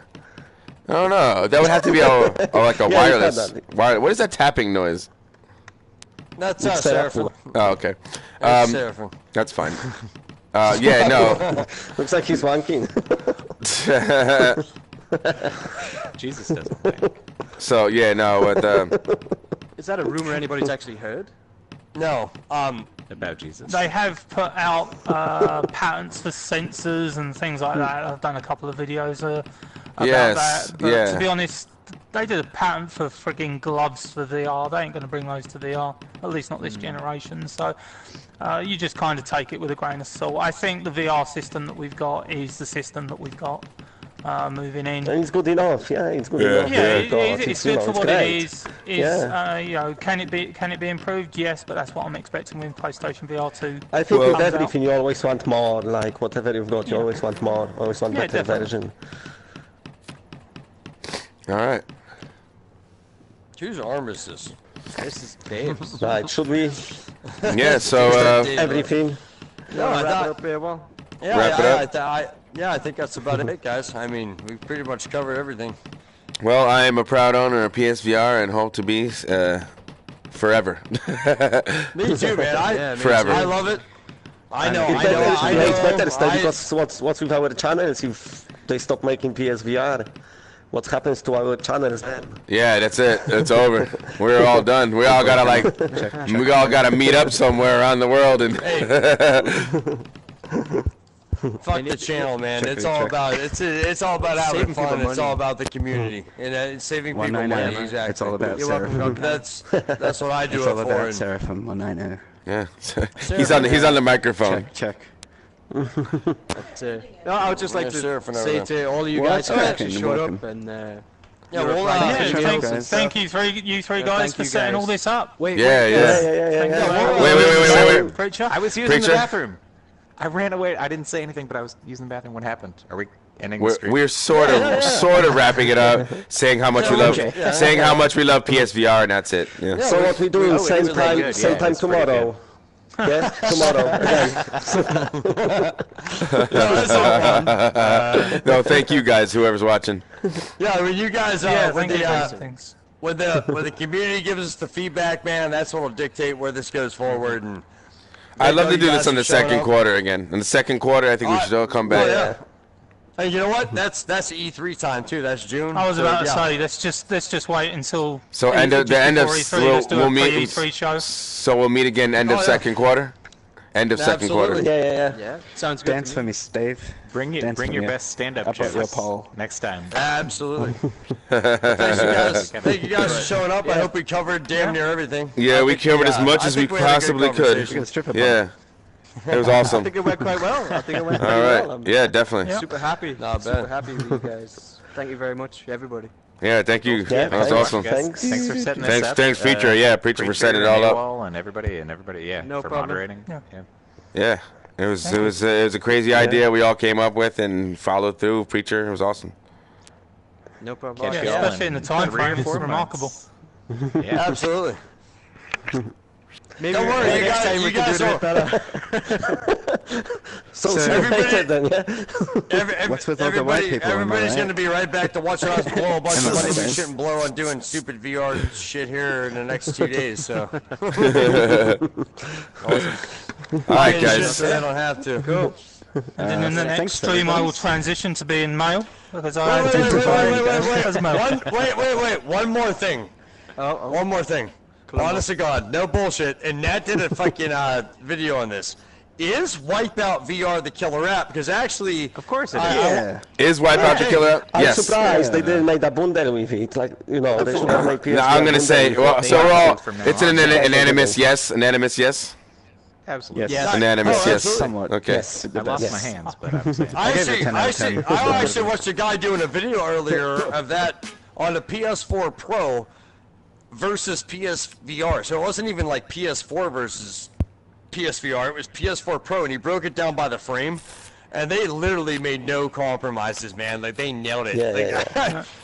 It's I think that's what we need going forward. Not in a racing game necessarily or a shooter, but things that the developers take that much time and put that much passion into. Yeah. I think we could tell from everybody's stream how blown away we were. Oh, Seraphim just left. From that game, literally from the very first second. I'm still here. Everyone literally had the same. Oh yeah, your body left. Okay, cool. Seraphim's voice is still here. It was. If you guys want to check the video out, or everybody in your stream, if you guys check out Digital Foundry, they don't do VR. They do everything. He does a very good comparison between PS4 Pro and the PSVR side-by-side comparison. Oh man, I almost forgot. That was gonna be one of my topics. Oh, fuck it. Like PSVR original versus Pro. Do you need Pro? Like, should you get Pro? Like, but it's just what it is. I've got on PS4, and if you're a pro, get a Pro. Yeah. I think Pro is just like amazing. Sorry, I just need to say it. Original, and I'm still doing fine. Yeah, but when you get the Pro, Dave, you will see. I want you to play Monster of the Deep, a Final Fantasy fishing game on the original, and then when you get a Pro. That's the only reason I'll go play that game again. No, and then Dirt Rally, forget about it. Dirt Rally with the new effects, snow, cracked windows, rain. If it's raining on you, raining and every. Oh my God, it's amazing, Dave. You got to get a Pro. Dave, at the end of the day, okay. VR needs horsepower. VR needs horsepower, and a Pro has more horsepower. So of course, it is, if they One second. Sorry, guys, not you. Paul, go ahead. Paul, go ahead. Oh no, I've just been saying bye. All right. I'm gonna drop out too. Have a good night, everybody. Okay. I need to make music. Later, Dave. Yeah. Really good, man. Thanks everyone for chatting. Thanks everybody. And see you later in Q2. Yes. Yeah, I'm gonna end my I'm stream. gonna kill my stream, and I'm gonna hang out here for a minute and talk to you guys for a minute if you guys want. All right, I'm gonna have to kill it too. Take care of yourself, All right, guys. Divine 777 got you, buddy. Peace out. All right, yo. See you guys. Yeah, definitely. Seraphim, I'll catch you later. Yeah, man. All right, guys. All right, did a guys. good job. I enjoyed watching. Seraphim. All right, see you Awesome. later. All right, guys. That was the best. So that's it. All right, guy preacher. Thank you. Waywall. Thank you. Yeah, And thank you guys. Seven, I thank you. I love your channel. I need to by the catch up way. on sleep because I'm working tomorrow. yeah, I gotta go. I got I people am knocking on my to door go like every sleep, 20 though. seconds. So. You See take you care of later. yourself now, guys. Thanks for setting this up, by the way. Alrighty. So I really appreciate it. Hey, No hey, problem. later, Nat. Take care, man. Looking forward to your news tomorrow. We'll see what we got. Take care, man. All right, guys. Peace out.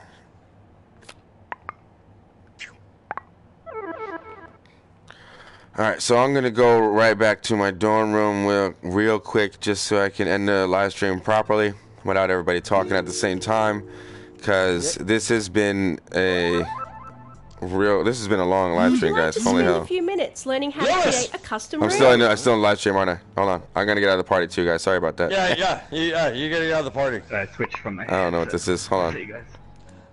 guys. Okay. Hold on a second. All right, guys. I'll catch you later, bros. Love y'all. All right, so here we go, guys. I'm just gonna walk over. Like I can walk to my mirror though. This is the sickest thing. All right, let me just kind of just smooth turn it. Wait, how do I do that again? Oh, damn it, I messed up. All right, there we go. All right, so that was it, guys. That was the first roundtable that I've ever been a part of. It's really fun. Thank you to everyone that joined in the roundtable. This was really fun. So I can't wait. I can't wait until the next roundtable in the second quarter, at the end of the second quarter with these guys. So hopefully we'll have like maybe Brian Paul there or something, maybe another special guest. But I really appreciate everyone who stuck around through like possibly this whole live roundtable. You guys are so awesome. Thank you guys so much for watching. Divine 777. I think I think I'll that's your name. I'll add you and all that stuff. So yeah, man. Thank you guys so much for watching. You guys are awesome. Wow, what a really fun stream this was. Just not even playing a game, just sitting around talking to a bunch of PSVR friends. It was really a lot of fun. I thank everyone again one more time for watching, liking, and all that good stuff.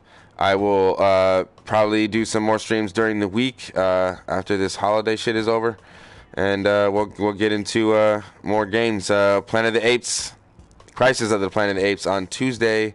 As soon as it hits the store, I got it pre-ordered, so as soon as it's ready, eligible to play, I'll be streaming that. Hopefully we can stream that one. But yeah, guys, like I said, thank you guys, all of you, so much for watching. This has been really so much fun. Smash that like button, subscribe for more, and I will see you guys next time. Peace out. Love y'all.